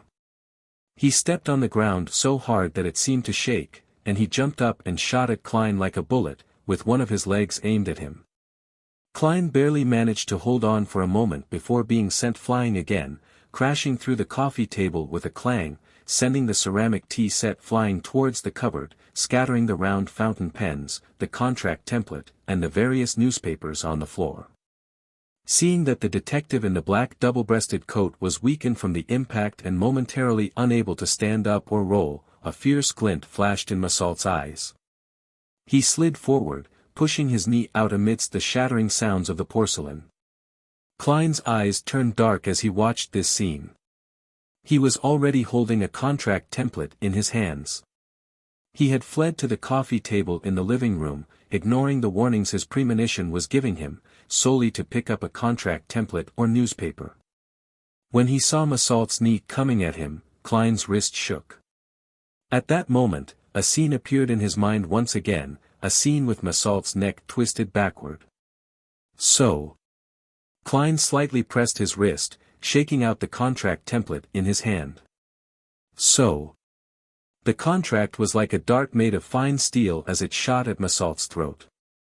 At that moment, the distance between the two of them was less than a meter. Moreover, as Massault closed in, the distance between them was decreasing. A white item was reflected in Massault's eyes as he instinctively tried to jump back to dodge it. Oof! The contract stabbed right through Massault's throat, penetrating his windpipe.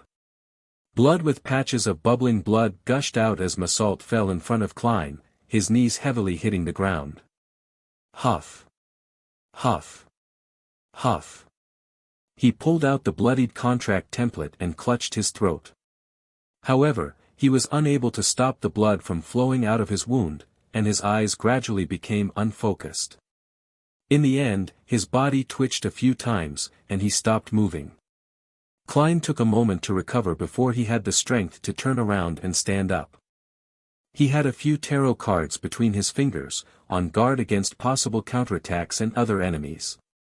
After activating his spirit vision and confirming that his assailant was dead, Klein looked around and didn't see any other auras. Only then did he relax a little. He noticed that two of the chairs were broken, the coffee table was smashed up in several spots, and porcelain was strewn all over the floor. The entire living room, dining room, and foyer were in a mess. Lowering his head, he saw that the sleeves of his suit had been damaged and that the outer layer of the cloth had been stained with a great deal of dust. Suddenly, Klein said softly in a self-deprecating manner, "There's no way to claim reimbursement for this, duh. Ha ha ha. Ha ha ha." He laughed as if he had encountered something that could amuse him for the rest of his life.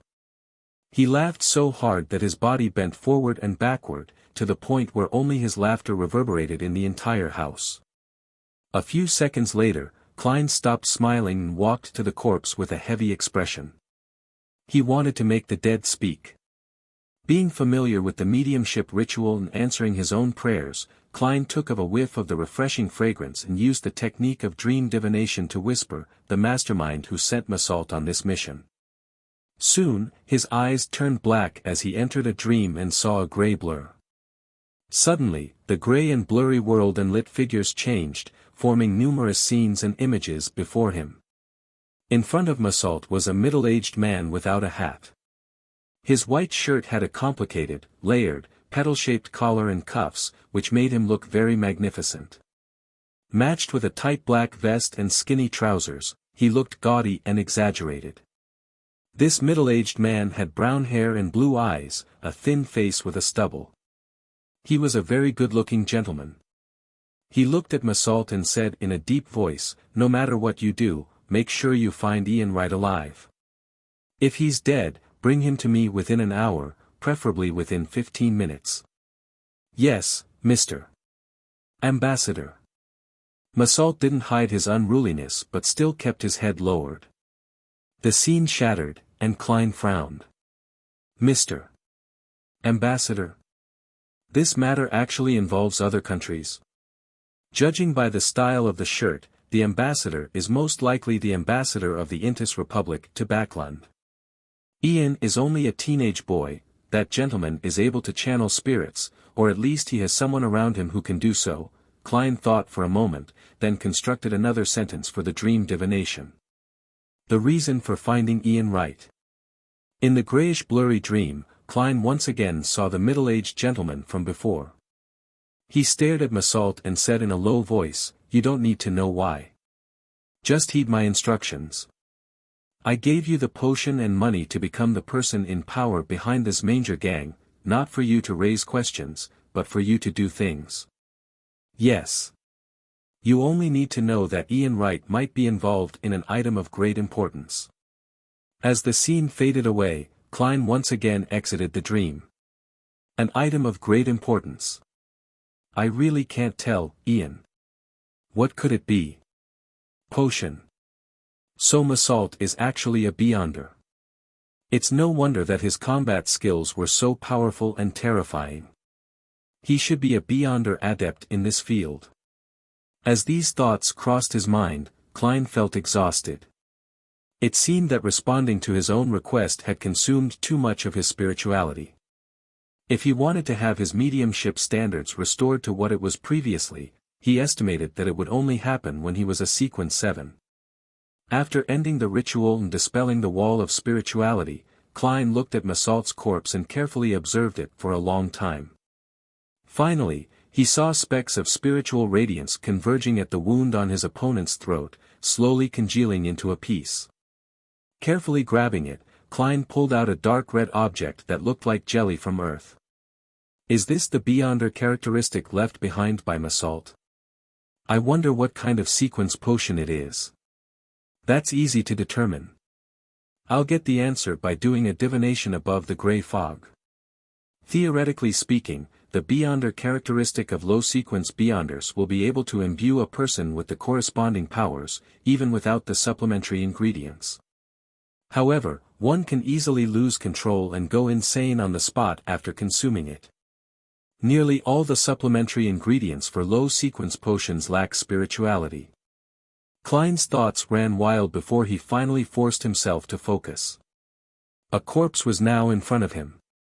It gave him a headache thinking about what he should do next. Chapter 229. Massault's body lay there, his eyes wide open, as if he still had a murderous look in them. The wound that had severed half his throat was originally thin, but with the condensation of the Beyonder characteristic, it had expanded by quite a bit and became much more mangled. At the same time, the phenomenon of incontinence after death made his lower body reek of a stench. Klein held on to the crimson jelly-like object, feeling troubled about what he should do next. He had three general choices. The first was to clean up the scene, deal with his wounds, and to report it to the police in the name of legitimate self-defense. The second was to wait deep into night, throw the corpse into some sewer, and pretend that nothing had happened. The third was to immediately give up his current identity, flee to another borough, and change his name again. The problem with the first option was that Klein was still an illegal resident with skeletons in his closet. Reporting it to the police could easily lead to discovering a problem with his identity. As for the second option, other than being constantly worried that the corpse would be found and that the police would come knocking on his door, there was another hidden danger. When the ambassador behind Massault confirms the disappearance or death of his subordinate, he would definitely send someone else to 15, Minsk Street again. When that happens, Klein would be facing perhaps a Sequence 7 and/or Sequence 6 enemy. He was facing a faction that might very well be a country, a powerful country. The third option seemed to be the wisest and safest option that allowed him to avoid all the risks, but there was also a downside, and that was that the portrait of Klein was likely to be posted, making him wanted. Furthermore, it would be a portrait of his undisguised self which Mrs. Sammer next door, his neighbor lawyer Jürgen, and others would describe. Once the wanted notice was published in the corresponding newspapers, even if it was limited to the greater Backland area, Klein would very likely be recognized by Daly and the other Nighthawks.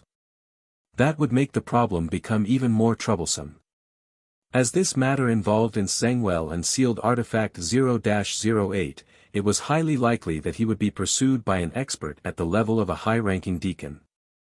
Of course, the third option had a separate branch which was, of course, to hide the body and dump the evidence into the sewers, and then try to escape. However, there was also the risk of becoming wanted when the ambassador couldn't find Klein. He could order the members of the Zmanger gang to call the police and use the official forces of Backland to search, and if he could track Klein down, that would be the same as the second option. After thinking about it, Klein quickly came to a decision: divination. Of course, he was inclined towards a particular option already, the lesser of two evils. The first option was relatively less risky, and it allowed him to take the initiative to a certain extent. Through exposure, he could attract the attention of the official factions and suppress the ambassador's subsequent actions from being too maniacal. He took out a piece of paper and wrote a divination statement. After that, Klein took out a spirit pendulum from his left wrist, causing the topaz pendant to naturally hang down over the surface of the paper. I should make a police report. I should make a police report. After he finished his silent incantation, he saw the spirit pendulum rotating clockwise with weak amplitudes and a relatively high frequency. This indicated a positive response.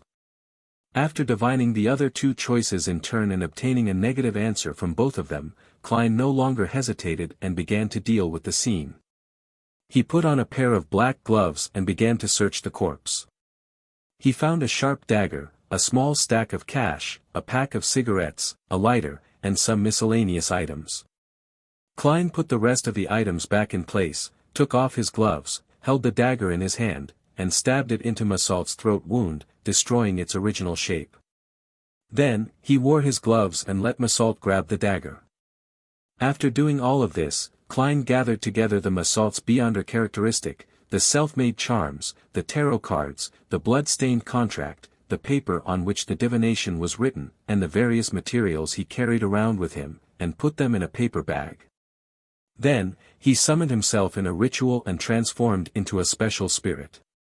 Carrying Azek's copper whistle, he felt himself become stronger and more corporeal.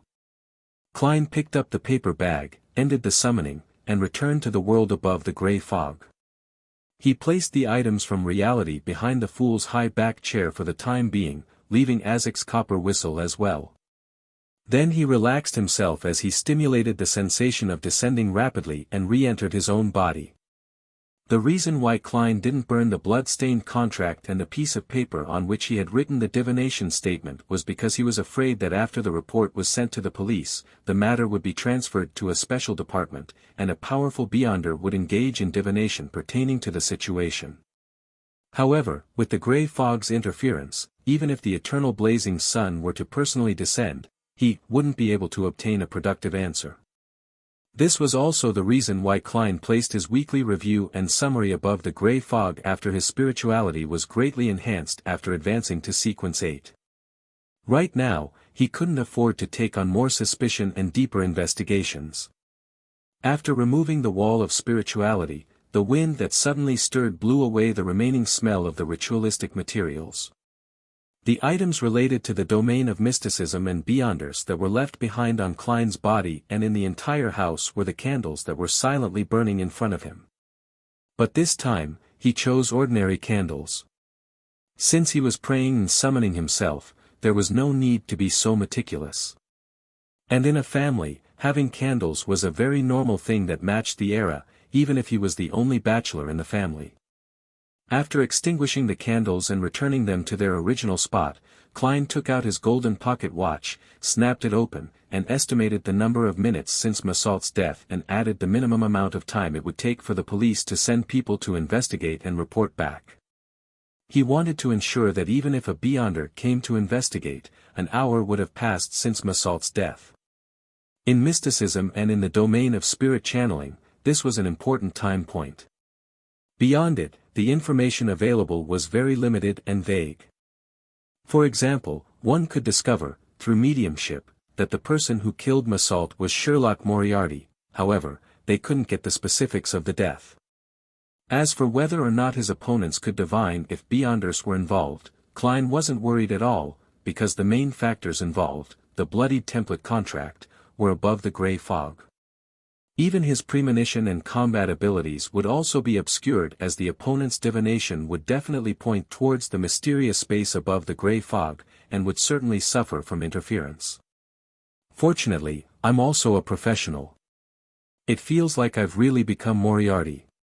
Klein re-examined the scene, making sure that there were no problems, and began to walk with his eyes fixed on his pocket watch. After the estimated time, he put on his gold-rimmed glasses and waited for a few minutes before he opened the door and went out. The sky in Backlund had already gone dark, and the gas lamps on the street lit up the rain. As a middle-class neighborhood, Minsk Street was often patrolled by the police. Klein waited for a while, then spotted the target and went up to meet them. They were two low-ranking constables with only one chevron on their paulette. They held guns, batons, and were holding up an umbrella while looking around. "Officers! A criminal attacked me!" Klein shouted with great skill. His unkempt appearance made the two constables place importance on the matter. They each took out their batons and looked warily to the side. "Where's the criminal?" the round-faced, brown-eyed cop asked in a deep voice. Klein pointed to his house. "He sneaked into my home and tried to kill me. In the fight, I accidentally stabbed him to death." "Stabbed him to death?" The two constables exchanged looks and looked at Klein with scrutiny. "Take us there." "All right." Klein acted like he had just survived a disaster as he led the two officers to 15, Minsk Street, took out his key, and opened the door. The two police constables first saw the chaotic scene before noticing the corpse laying on the ground. They noticed the hideous wound on the deceased's throat, and noticed a bloody dagger. "Watch the scene, I'll return to the station and report it to the inspector," another constable said to his round-faced, brown-eyed colleague. "All right." The round-faced, brown-eyed constable cast his gaze on at Klein, his face and body language revealing his wariness and caution. After a while, a sergeant dressed in black and white checkered uniform with 3 chevrons on his epaulette arrived with the constable from before and 2 other subordinates. The constables investigated the scene, and while searching for clues, the sergeant with a short brownish-yellow beard under his chin brought Klein to the side and began asking some preliminary questions. "Name?" "Sherlock Moriarty. This is my rental receipt for half a year." Klein had long prepared all of this. The sergeant gave him a casual look and continued asking, "What's your occupation?" "Private detective," answered Klein frankly. The sergeant frowned and said, "Do you know the deceased? Do you know why he attacked you?" "I know him. His name is Massault, and he's the executioner of this Manger gang."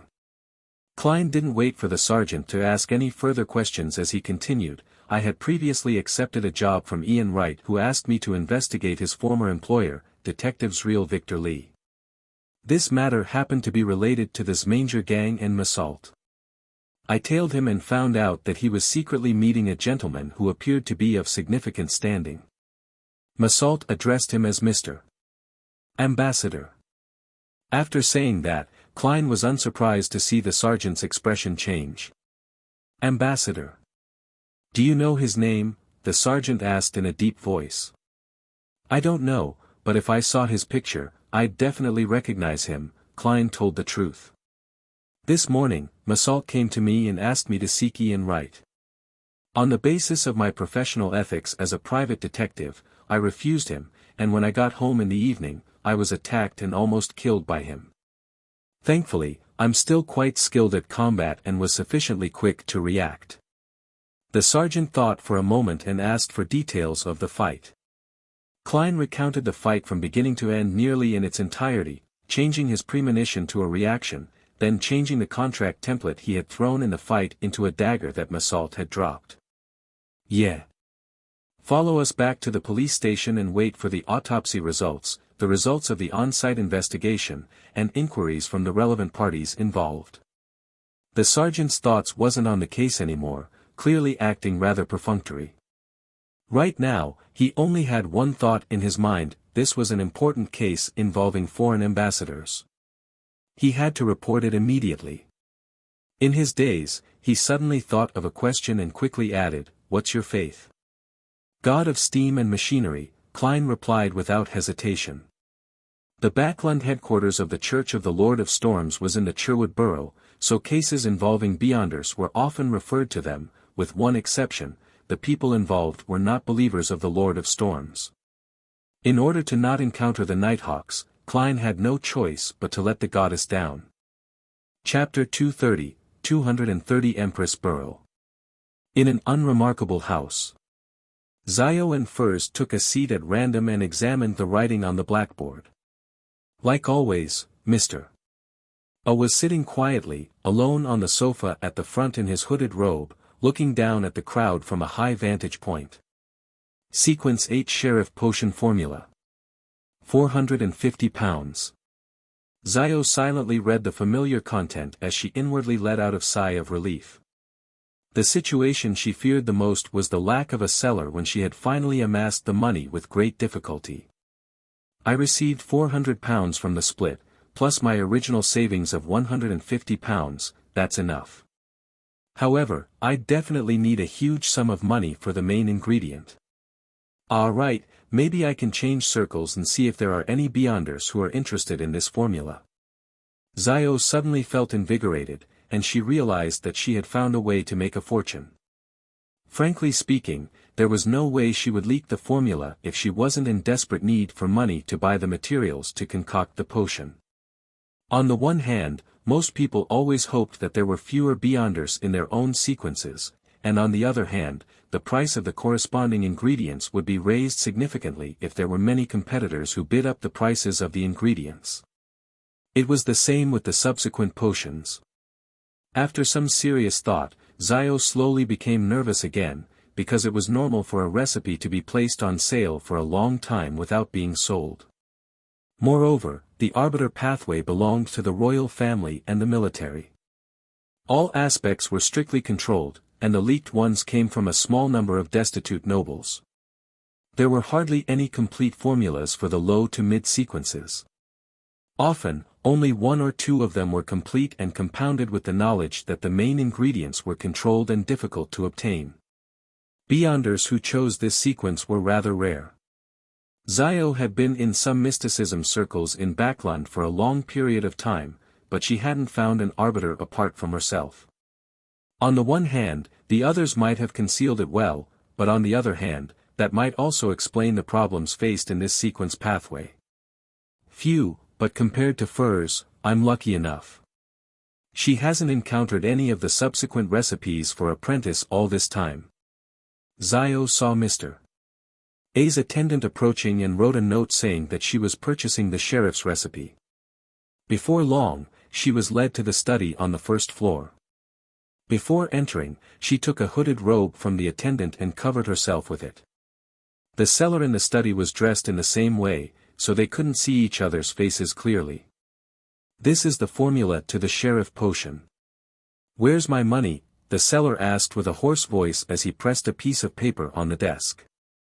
Zio pulled out the cash that she had long counted numerous times and pushed it to the seller. After checking the authenticity of the notes and the total sum, the seller finally released the potion formula he held. Zio immediately took one step forward and grabbed the note. Her eyes swept straight to the main ingredients as they were of great importance. A pair of terror demon worm's eyes. Silver war bear's right palm. Beyonder items I know of, but I've never seen them being sold. Zio sighed and walked out of the study and took off her robe. Back in the living room, she sat beside Furs. Having fulfilled her wish, she slowly began to worry about the unknown honorary name and the evil spirit that might be haunting her. 10, no, 20, no, 30 to request for someone skilled in exorcism to do a purification ritual for me. Zio made up her mind, and after exchanging a few whispered words with Furs, she beckoned for Mr. A's attendant. After the end of the free communication break, she saw her request appear as an additional entry on the blackboard. Suspected haunting of evil spirits. Requesting the help of friends who specialize in exorcism. 30 pounds. After a while, Mr. A's attendant came to the two of them and quietly invited them to the living room on the first floor. There was a man wearing a white mask inside.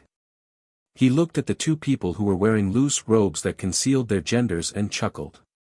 Let me introduce myself first, so that you won't doubt my ability. No, we trust Mr.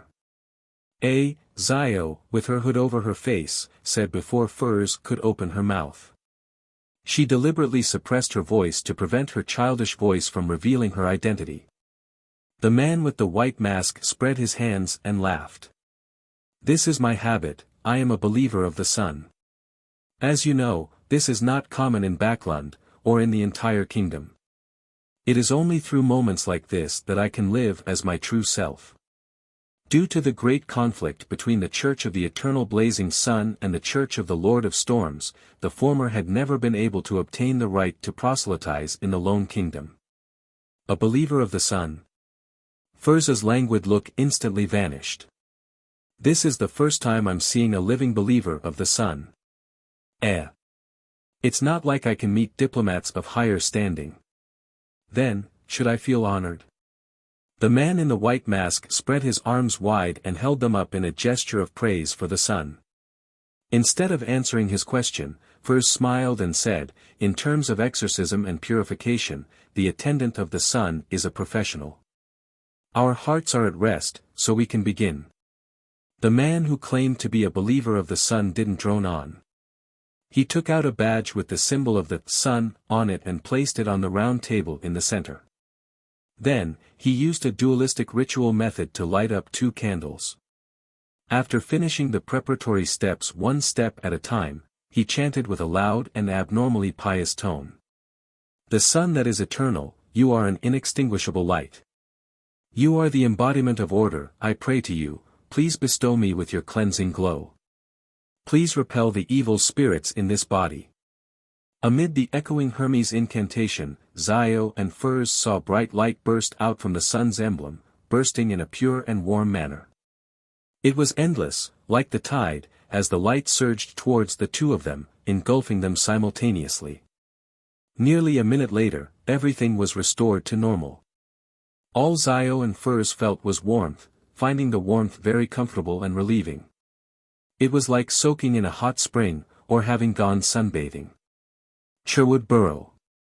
Rice Police Station. Klein was sitting on a low bench with a group of thieves and drunkards. It looked very disgraceful. Suddenly, he felt warmth on the back of his hand as the coldness of the Backlund night was dispelled quite significantly. Lowering his head, Klein realized that the 4 black dots representing the mysterious space above the gray fog didn't appear. Who's being so kind? To know that I was feeling a little cold just now, he mumbled half jokingly and half curious. As a former inspector, he looked at the thief on the left who was handcuffed to the pipe, then at the drunkard on the right who could vomit at any moment but kept yelling about hitting people. He sighed at his present predicament and wasn't sure when he would be free from this. There should be another test after this and then I'll be fine once I pass it. I hope the police will have their attention on the ambassador and the Zmanger gang, and ignore my origins as a puny detective. In theory, there's a high chance for that. As long as Mrs. Sammer, Mr. Jürgen, and the others don't say anything of interest to the police. Yes, they have only just met me, so it's impossible for them to know too much. Massault's beyonder characteristic was taken away by me and was hidden above the gray fog. He didn't leave behind anything strange, so no one would able to discover that he used to be a beyonder and have questions about my strength. More than an hour has passed. In his self-encouragement, Klein saw the officer with the short brownish-yellow beard walking towards him. Sherlock Moriarty, come with me to the interrogation room, the sergeant said without further explanation. Here it comes. Klein stood up and followed. After going around a corner, the sergeant stopped in front of an iron door and gestured for Klein to enter. Klein took a deep breath before exhaling. He yanked the handle and opened the door. It was a small room with thick walls and a small table in the middle. There were chairs on both sides of the table. Under the elegant gas lamp's illumination, Klein identified the interrogator as a man who wore a black shirt, a rather uncommon sight. He didn't wear a vest but wore a black coat that wasn't part of the usual formal attire. He had thin eyebrows and cold blue eyes. His face was cut, looking rigid while lacking any gentleness. The man pointed the chair opposite him and said in a deep voice, I ask, you answer. Before he finished his sentence, Klein felt an unimaginable suppressive force on him.